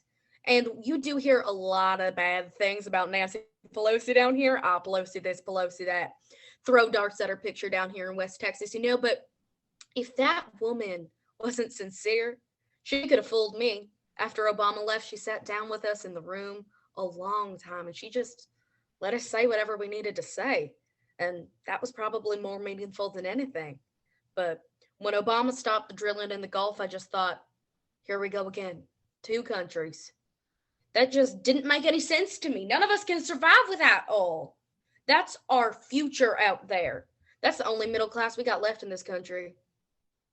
After our meeting at the White House, I held a press conference, and all those reporters wanted to talk about was the oil spill. Mr. Anderson, would you like to comment on the oil spill? And I said, look, get your eye on the ball before you get to the oil spill. You need to remember that 11 people got killed. I don't want to hear another word about Dawn dishwashing liquid, cleaning ducks up, and you got to put them back in the water. The environment will survive. We can't get our guys back. They're gone. It was an explosion, not a spill. That was not an easy day. I wrote an article shortly after that meeting with the president. Congressmen from Louisiana fighting over the moratorium. First time I'd ever seen an article written about the Deepwater Horizon, where they did not mention that 11 men were killed. They talked about the moratorium. They talked about the cleanup. No mention of the 11 men who died. And I thought, oh, this is how it's gonna be. Lillian said, all I can think about is blood is on my hands. I can say that because I spent my life in this industry. I'm an offshore worker, an offshore daughter, an offshore sister, and an offshore wife. Blood is on our hands, all of us. And I get so angry when I hear people complain about the price of a gallon of gas. I think gas should cost $10 a gallon, and the faces of those men should be plastered on the pump. I don't want oil companies to get any richer. I just want people to make the connection. There are people's lives on the other end of that pump. I'm an artist, not a journalist. Michelle Verisco. But I managed to get myself on a Coast Guard fight that was taking reporters up. When I looked out over the Gulf from the air, those oil slicks were on the water. For miles, just miles, it was apocalyptic. I was shocked that with all our technology, how powerless we were to close that one. Hurricane Katrina was one thing we were questioning, whether we would survive from.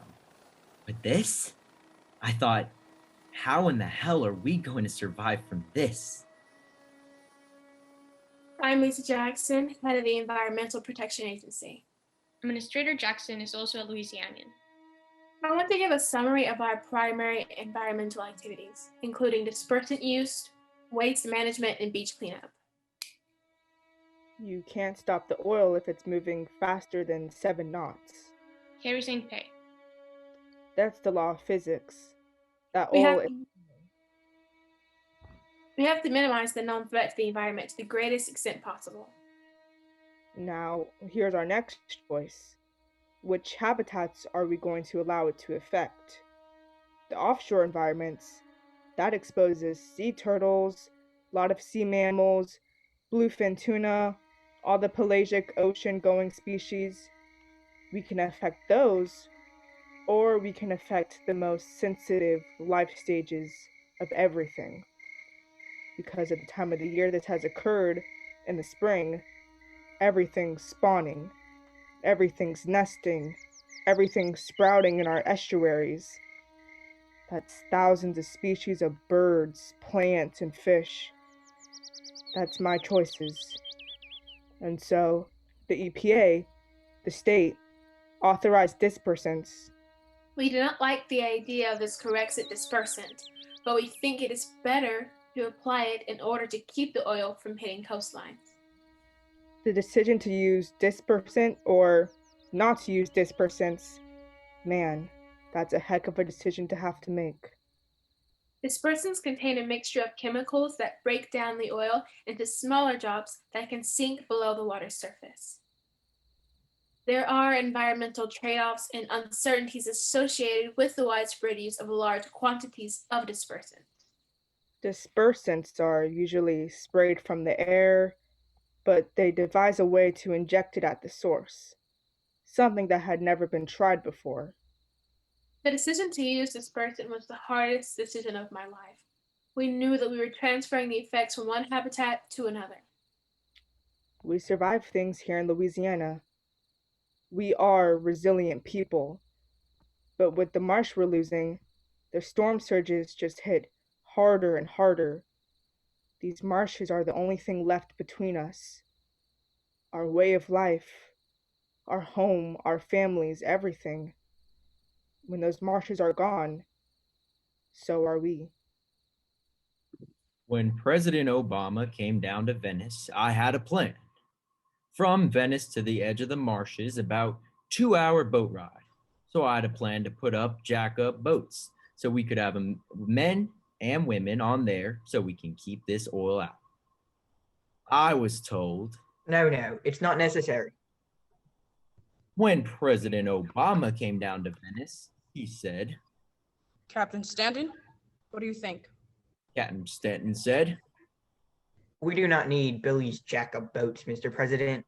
We got it under control. Then he said, Well, what's your plan? Well, Mr. President, we're working on a plan right now. He says, Well, Billy's jack up boats to work until you can come up with a better plan. And he meant it. And he said, Billy, you don't mind if I call you tomorrow to make sure they went to work? And the president called the next day to make sure that they went to work. Now, when he came down, we got action. And those jack-up boats picked up more oil than any skimmers and all the other stuff that they were claiming was out there doing this wonderful job. Men and women from this parish, fishermen, oil field workers, went into their garages and got their shop vacs. We were bringing in 55-gallon drums of oil every day. And the president said, Billy, we're okay. I said, yes, Mr. President. He says, Well, do me a favor. Call me before you call Anderson Cooper. I said, well, Mr. President, I don't have your number. Give Billy the number to the White House. Governor Jindal leans over. He says, Billy, I don't even have that number. I said, don't worry, Governor. I'll give it to you later. We have thousands of spills here in Louisiana. Thousands. I know because I covered 1,000 a year for 25 years. That's a lot of spills. But this was different. Spill response was taken out of the hands of scientists. This spill, more than any other I've ever covered, was political. I made my way back down the coast. By all accounts, the land that it took the Mississippi River 7,000 years to build could disappear in just 700. And along with it, all the rich cultures and people and history here. Highway 1 to Grand Isle. It's more familiar to me now. And I'm recognizing the sites, the camps, cabins and pilings raised anywhere between 6 and 20 feet in the air. DJ's Gateway, the Children's Place, Rebel's Den, Old Timer, Eagle's Nest, In-Laws and Outlaws. That's where I found Wayne Keller. I am Wayne Keller. the executive director of the port mission here in Grand Isle. It's a huge gulf. You're gonna see dead things, you know? You got millions of miles out there. It's not unusual to see something dead, a dead fish or a dead bird. That's just what I told the media when they came here looking for a story. And I just got finished saying that. And I turned around, turning down the beach, and all of a sudden a reporter starts screaming. Stop the truck! Stop the truck! When she jumps out the truck and she goes running over there to a decomposed bird, now it was obvious that from anybody that this bird had been sitting out there for months. It was just some feathers and some skeleton left. She's over there taking picture after picture of this bird, and I finally said, "What are you taking a picture of? Or what do you think you're taking a picture of?" Well, it's a dead bird. I said, "Ma'am, you see any oil on it?" I said, "How long do you think that bird's been sitting there?" And she's going on, and I finally got so ticked off it, I started hollering at the guy, and I said, "Get your asses back in the truck or you're walking." And I brought them back to where they parked their car, and I said, "Goodbye." I fully expected her to give me this big cover-up write-up. Well, she didn't mention that, but guess what she did? There's a picture in New York Times of this dead bird. She didn't have to do that because I will tell you, the first day I drove to Elmer's Island just to show you, you get emotions anyway. The National Guard is running around, and I pull up on the beach, and there was this pelican sitting in the water, completely covered in oil. There's a special number you're supposed to call, but I see this pelican and don't want to search for where my bird number is, and I say, "Julie," she's my friend at the Wildlife and Fisheries, I say, "Call somebody to come get this pelican." Well, Wang, you know you're supposed to call the number. "Can you do that for me, please?" So a half hour goes by and I don't see nobody. So I say, "I'm gonna call this person myself." And this guy goes, "We got hundreds of reports, sir. You'll just have to wait." And I said, "No, I'm not waiting." I said, "This bird is in bad shape. You get somebody out here right now or I'm picking it up." "Oh no, sir, you can be fine." And I said, "You come find me, but I'm over here right now. Find out who I am. And I'm telling you now to get somebody over here." So about a half hour later, they all show up, ticked off at me. "You can't let emotions," I said, "it's really hard when you're seeing this. You see it blink its eyes and I couldn't, oh my gosh." So you could imagine it'll get to you. I didn't think it would bother me that much, but I'm going to need you to get this bird. Sunday, BP CEO apologized. I'm sorry. Actually, we're sorry for the massive disruption this has caused to people's lives. And you know, there's no one who wants this thing over more than I do. You know, I'd like my life back. Life here might never be the same. The water and all that lives in and around it could be harmed for years. BP is marshaling equipment for an attempt as early as Sunday at a top kill, which involves pumping heavy mud into the top and of the blown out well to try to plug the gusher. If it doesn't work, the backup plans include a junk shot, shooting golf balls, shredded tires, knotted rope, and other materials into the well to clog it up. Michael Brune, executive director of the Sierra Club, spoke today.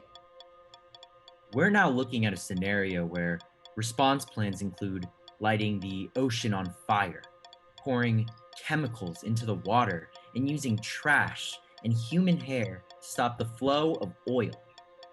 If this is the backup plan, we need to rethink taking the risk in the first place. Lillian said.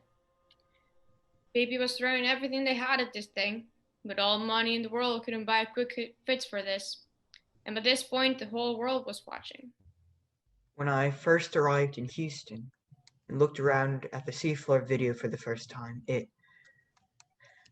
was astonishing. You had 5,000 feet of riser pump trawled around the seafloor like a piece of spaghetti. I thought, how could this happen? We hadn't had a blowout for 25 years. The industry has been exploring deep water for 20 years. How on earth did this happen? The early days offshore were the golden days. The 1950s and 60s, we were the pioneers. We were paralleling NASA's race into space. In the 1970s, we were developing wells on the seafloor in the world's deepest oceans. We had conquered the Arctic. We had developed dynamically positioned floating drill ships. We were always looking to see how to reach and get over the next mountain. And by the 1980s, we had the basic technology that we see offshore today. It was crude, but it was functional. And we had broken so many records that we thought we knew the future of offshore drilling, what we thought it could be. We did the top kill operation to stop the blowout. It was analogous to a moonshot. The third floor in Westlake in Houston was very comparable to what was shown in the Apollo 13 movie. We had a team of more than 1,000 engineers and scientists from BP, from across the industry, from Chevron, from Shell, from Conco, from Total, and from all the major science and engineering institutes in the United States. And when it became evident that they had failed, many of the people in that room were in tears. It was a very emotional time. Do I have regrets about helping the industry develop offshore and gas reserves? No. We knew our technology was primitive, and we knew that the ocean was totally unforgiving of any hubris or arrogance. We were very cautious. We had no accurate way to estimate the flow of oil. There was no protocol for this. The only sure way we knew how to stop it was to drill a relief well. But we knew it would take months for us to do that. At least 3 months, maybe longer. There was no other plan. But I do regret where the industry has taken this. Their lack of integrity and conscience regarding the consequences of what it does to our Earth. BP was not prepared for this. But everything we did was in line with the rest of the industry. No one was prepared for this. And we can see the consequences everywhere. The consequences spread as far as the oil, from marina owners all the way down to the guys shucking the oyster on the bayou.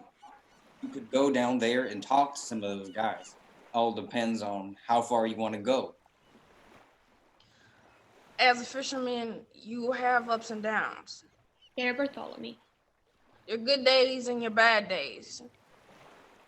But you was happy because you always know that you can make a living out there on the water. You're gonna make money. You're gonna make you some money for sure. But now, we don't know what to think now because there's no future out there. No small oysters, no spats, so. We don't know how long for this to come back. These fishermen's dealing with it the best way they can. Some of them drinking. I'm telling it like it is. I keep busy, me. But they're walking the road, saying, I wish the season was open. I do too. But what we gonna do? Just hang in there. Something will happen. Something will happen sooner or later, you know. I rise every day. Can I be honest with you? Shelly Anderson. I really didn't pay too much attention to that oil spill. I didn't even know much about it until sitting here talking to you. When you're an oil field wife, you can handle anything. You have to. You have a baby in your arms and another on the way, and your car breaks down on the side of the road. You have to deal with it because your husband's offshore. You're an offshore wife. That's who you are. But no one can prepare you for this. This is not the life I wanted, not the life that I signed on for, but it's the one I've got. Jason had 2 tally books right before he died. I only found out after. You ever seen a tally book? No. You should try to get your hands on one. In one of them, he kept a list of all the maintenance that needed to be done on that rig, and in the other, he wrote a list of all the things he was asked to do on that rig that weren't right. Those tally books went down with the rig. I told you before, Jason never spoke to me about any trouble on that rig, but he did tell his father. I know that much. He told his father everything. They used to have breakfast together, right here, sitting right here at this table. My son Jason and I were close, Bill Anderson. real close. We always spent one day out of the 2 weeks he was home together. First thing he wanted to do was see his wife and kids. But before he went back offshore, we spent a day. We'd have breakfast together and then we'd go out. I have a pasture out past Edna, and after breakfast, we go check the deer feeders and just ride around, talk, BS. Last time Jason was home, he told me, he said, Dad, what these guys are trying to make us do, change up our procedures, the way we normally do it, our cement plugs, our squeezers, and everything. The way they're trying to get us to do that to save some time and some money. They're going to kill every one of us. They're going to kill us all. told me that sitting right over there while we were riding around in that pasture, I told him, if you're that concerned, you should speak up. You go to your advisors and you tell them, this is not safe. I'm not doing this. I'm not doing it. They gotta stop and hear you out. That's policy on every rig. Dad, you know how it is. Fall in line, get it done. I told him, Jason, you can always get another job. You can't get another life. You have to say something. He said, I will, Dad.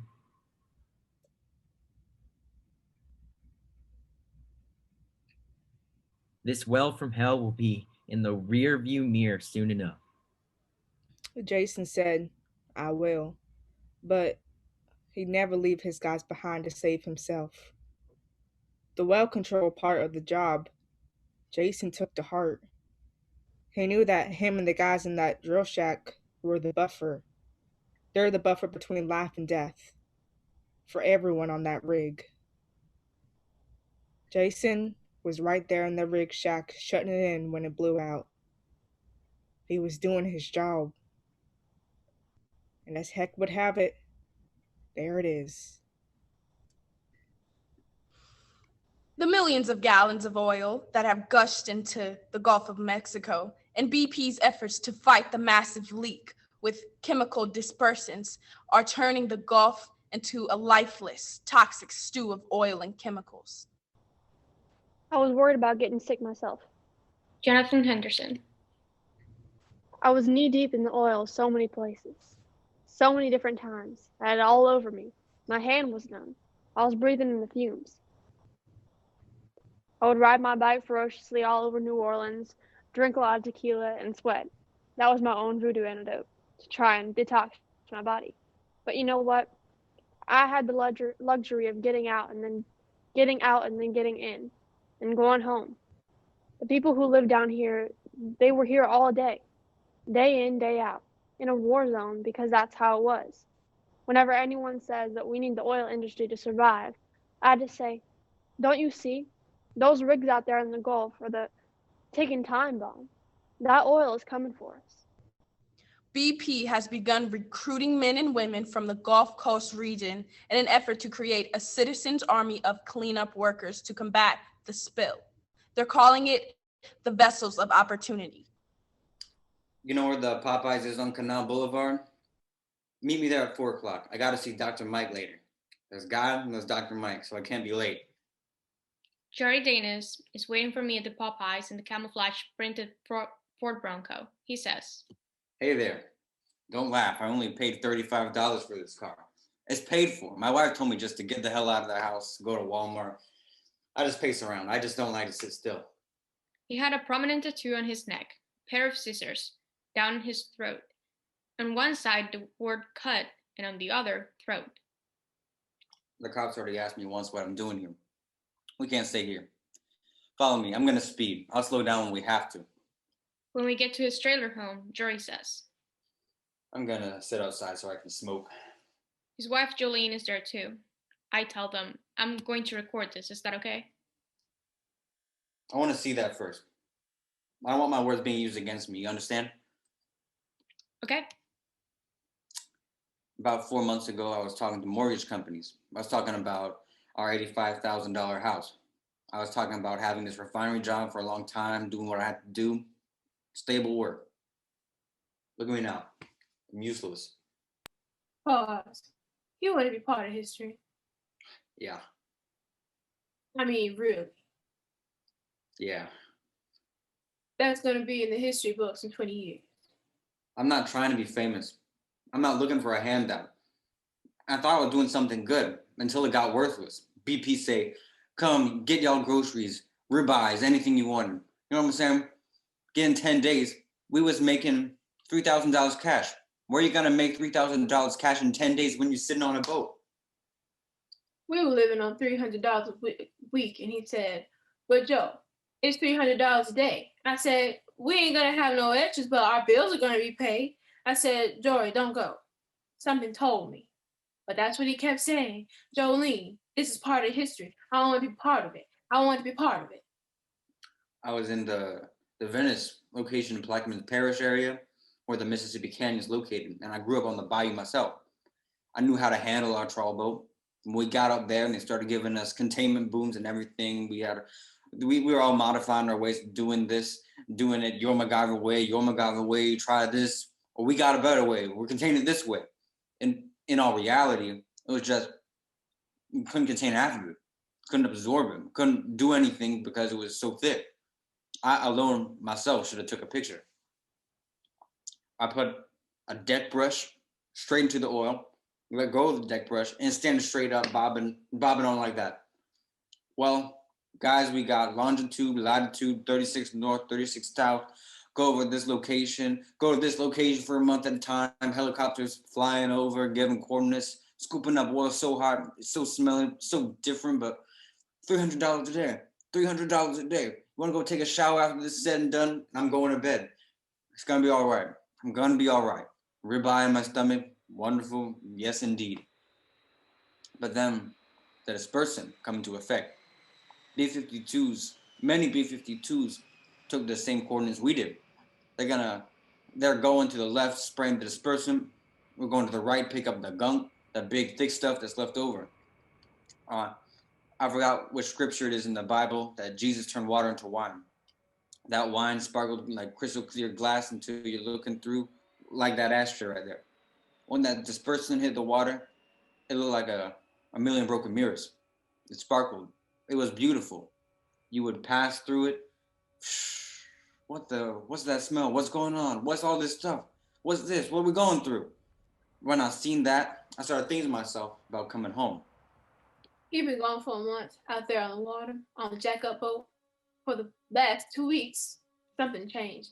I could hear it in his voice. For the last 2 weeks, all I heard was, I'm ready to come home. I'm ready. I said, come home. He said, I'm going to stick it out a little longer. I said, Joy, come home.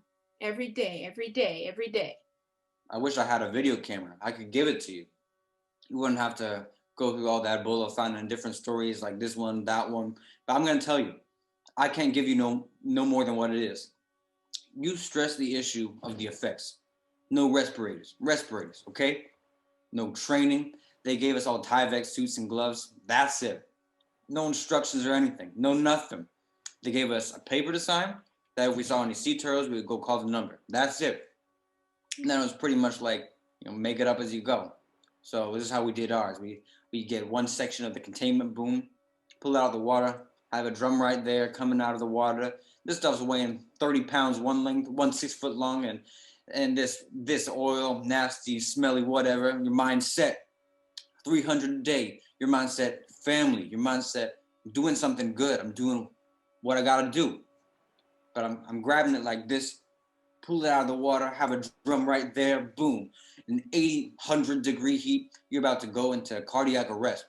You're about to go crazy because your body heat and everything. The glove rips apart, boom, you grab that, say forget it. Grab it, throw it in the drum, throw it in the drum, you throw it in the drum, pop, pop, pop, pop. It's all over, oil's all over.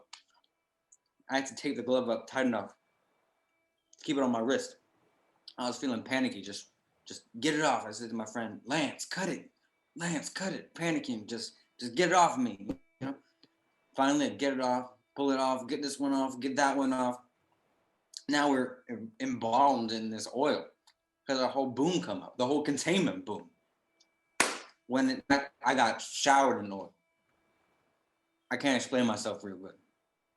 I can't explain how you want me to explain. I'm not educated enough to give you these words that can, be straight to the bush. You recording it, you understand where I'm coming from. It's my story, and that's what it is. You can give a better interpretation than I can, because you see me, I'm talking to you, right? They say, file a BP claim, file a BP claim. Never mind a BP claim. And I'm angry. I'm mad because my pride took the best of me. Greed, money, devastation, you put that in, that's the fact. You stress that. Look, we all stressed because of him. My son is home on hospice, so I'm stressed all day long. Now my husband going to be home on hospice? Really? That woman right there told me not to go. Something told her didn't want me to go. Look at me now. High school. Couldn't stand him. I don't know what happened. I don't know. I met up with him one day. He had a kid. He was doing good for himself. Looked great. I'm still here. I don't know what happened. I know, like 10 years ago, Joey Danos? Yeah, right. And now, like I said, I would take all this pain away if I could. I mean, I would. Take it. Give it to me.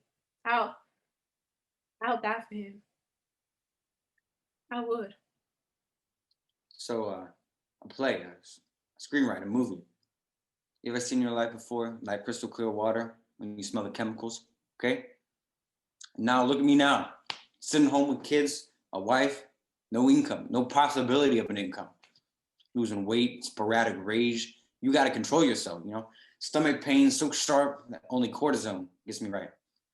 Now how can I prove the toxins? How can I prove BP put the toxins in me? Because I put my hands, I went out there and see what I've seen. People dream to see what I've seen. When I asked if I could take their picture, family instinctually gets it.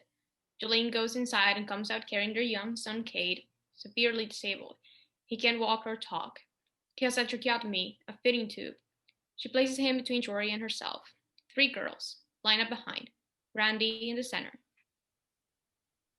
It's a strange spelling. BRAND.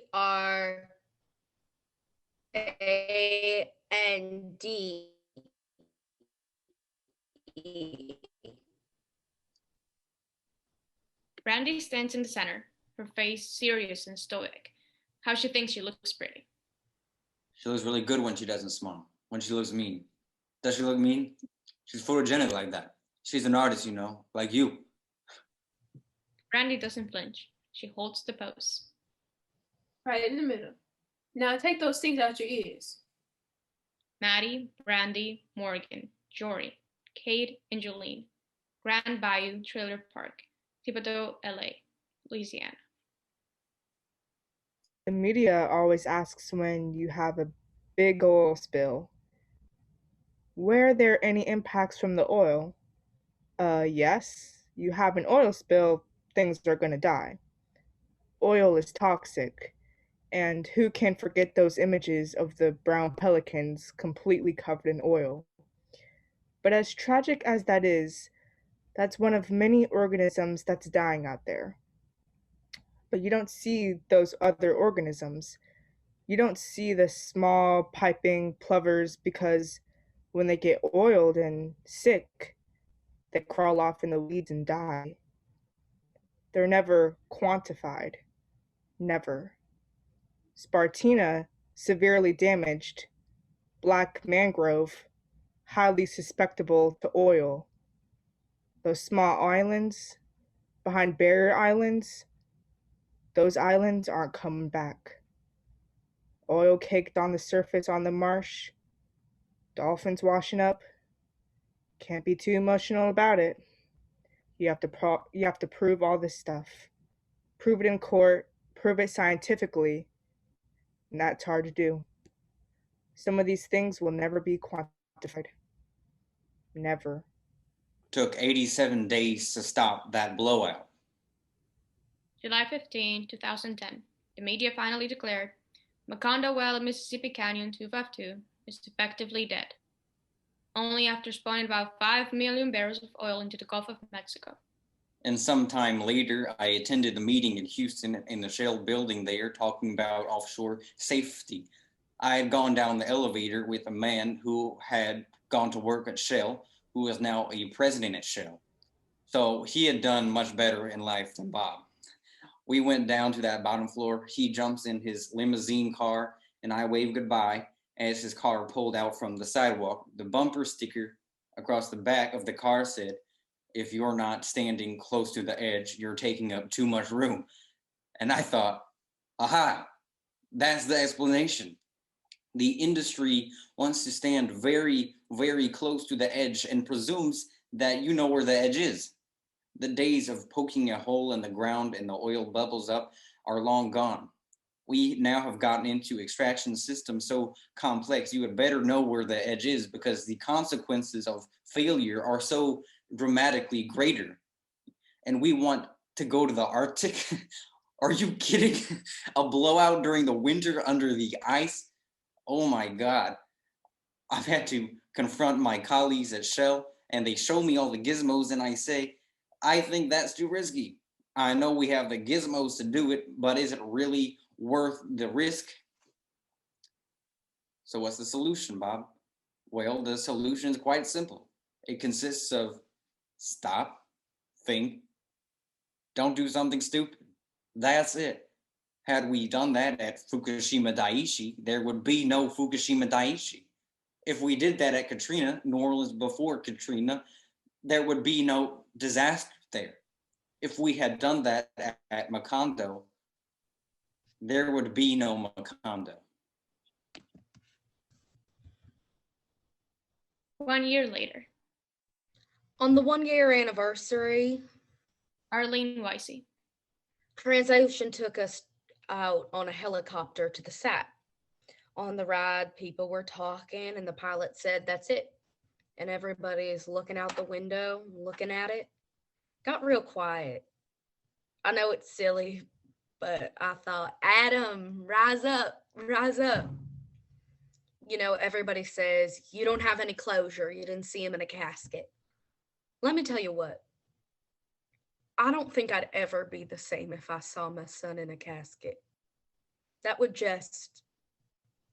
Mom's still hoping. My mom still says, I just keep thinking that boy's going to walk through that door. I said, Mom, it's never going to happen. It's just never going to happen. Adam's on the bottom of the Gulf with the Deepwater Horizon. I think about Gordon all the time. Keith Jones. But last night, I couldn't go to sleep. I just couldn't go to sleep for thinking about Gordon's last moments on that rig. Nobody knows what those last moments were. So like imagination creates a lot of things. People say, don't think about it. Well, it's not that easy. Wish it was. But one thing I've learned is the Bible does not say that money is the root of all evil. It says the love of money is the root of all evil. And the love of money gave rise to a lot of bad, greedy decisions. But see, my anger comes not from that Gordon was killed, and not that he was killed because they were negligent, even though they were. And not even because they one by one took away all the different protections that existed on that rig, protections against a blowout, until a point where a blowout was inevitable and had to happen and did happen. Not even that. What makes me mad is they did it for money. BP's reached the point where they've gotten their stockholders' money back. I don't have Gordon back. None of us have Gordon back, and all the money in the world won't get him back. Their business decisions took Gordon from us, and I don't care what kind of businessmen they are. They can't make it right for us. If you're gonna gamble your money, gamble your money. Take a risk with your business, that's fine. Don't gamble with people's lives, with children's dads.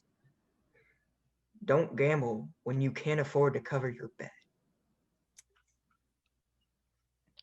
I miss that boy. Bill Anderson. I talk to him every day. Not a day goes by I don't talk to him. People think I'm crazy. That's what I got to do. Keeps me from going crazy. I can still see him sitting on my couch before he left to go to work that day. He brought his son over with him and they walked down below the house there because we live right on the river where he grew up.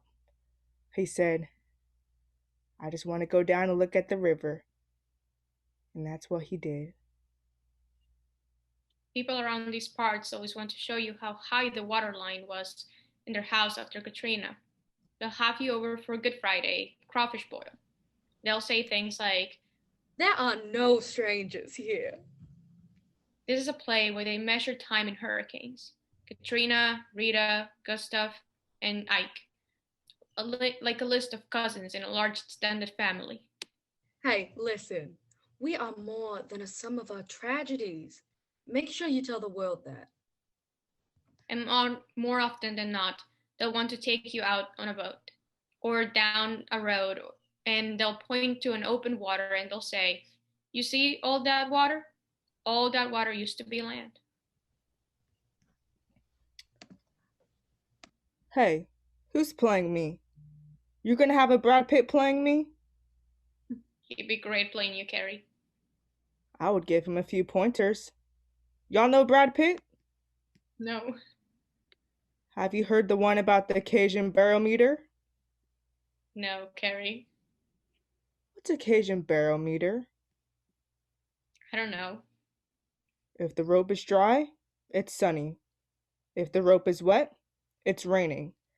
If the rope is gone, it's a hurricane. That's only funny if you're from around here. Before I left Louisiana, Carrie St. Pei wanted to take me out in a boat to a once lush forest of live oaks, a place from his childhood, where he played, camped, and fished. This is where Carrie wanted to have his picture taken, another portrait. Now, you know I love to talk. I especially love to talk to you because all my jokes are brand new. This is all brackish marsh now. Used to be fresh water.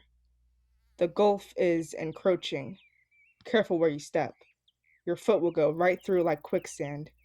You will be up to your thigh high in it. Follow me. A number of careful steps later, Carrie says, Take a look around.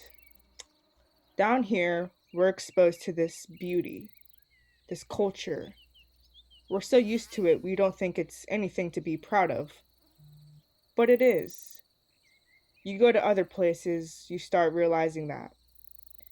People would have been far less likely to allow cutting off canals, far less likely to allow things like oil spills to repeatedly occur if they just knew, just realized what we had. I mean, just realized what we had. you just used the past tense there, Carrie, what we had. Damn. We've been fighting for years. We've been fighting. We knew about the land loss about beginning of the 80s. We were suddenly awakened to the massive land loss. Whole place has been built on what the place provides.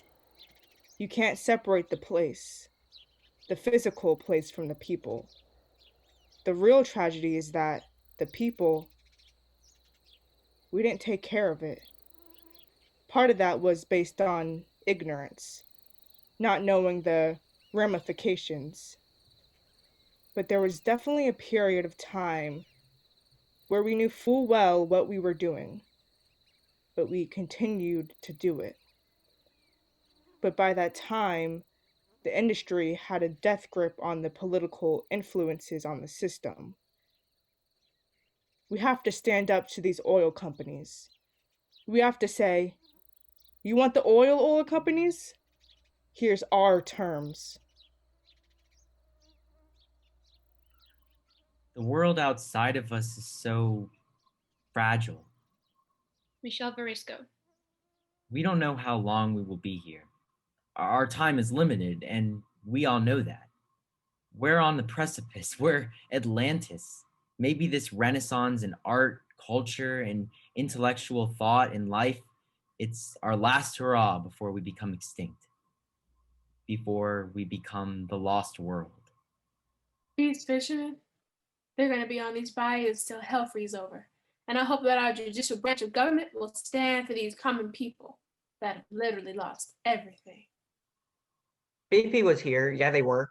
Made all kind of promises to make things right. It ain't right. Couple of months, they pat us on the back and left the whole thing over. We live on this bayou here. That's Bayou Pointe-aux-Chenes, this is Terrebonne, that's Lafourche. My great-grandpa was a carpenter, and I'm told he used to stand under this oak tree and build his paddles and his pirogues. Here's a book I wanted to mention. Hartnett Kane, Deep Delta Country, 1944. He talked about land loss and oil in that book. It's out of print, but you should get yourself a copy. Oil is the bones of our ancestors. Dinosaurs now extinct. Maybe it will be the bones of dinosaurs that will ultimately lead to our extinction. It's hard to imagine that. Hard to imagine someday we'll all be oil. In the time that it took to research and write this play, Hurricane Irene destroyed homes and swept away bridges in upstate New York and in Vermont, and Hurricane Isaac dumped oil back in the beaches in Louisiana. Storm surge lifted all the oil that was sunk by dispersants, and it was back on the beach, just as the people had feared.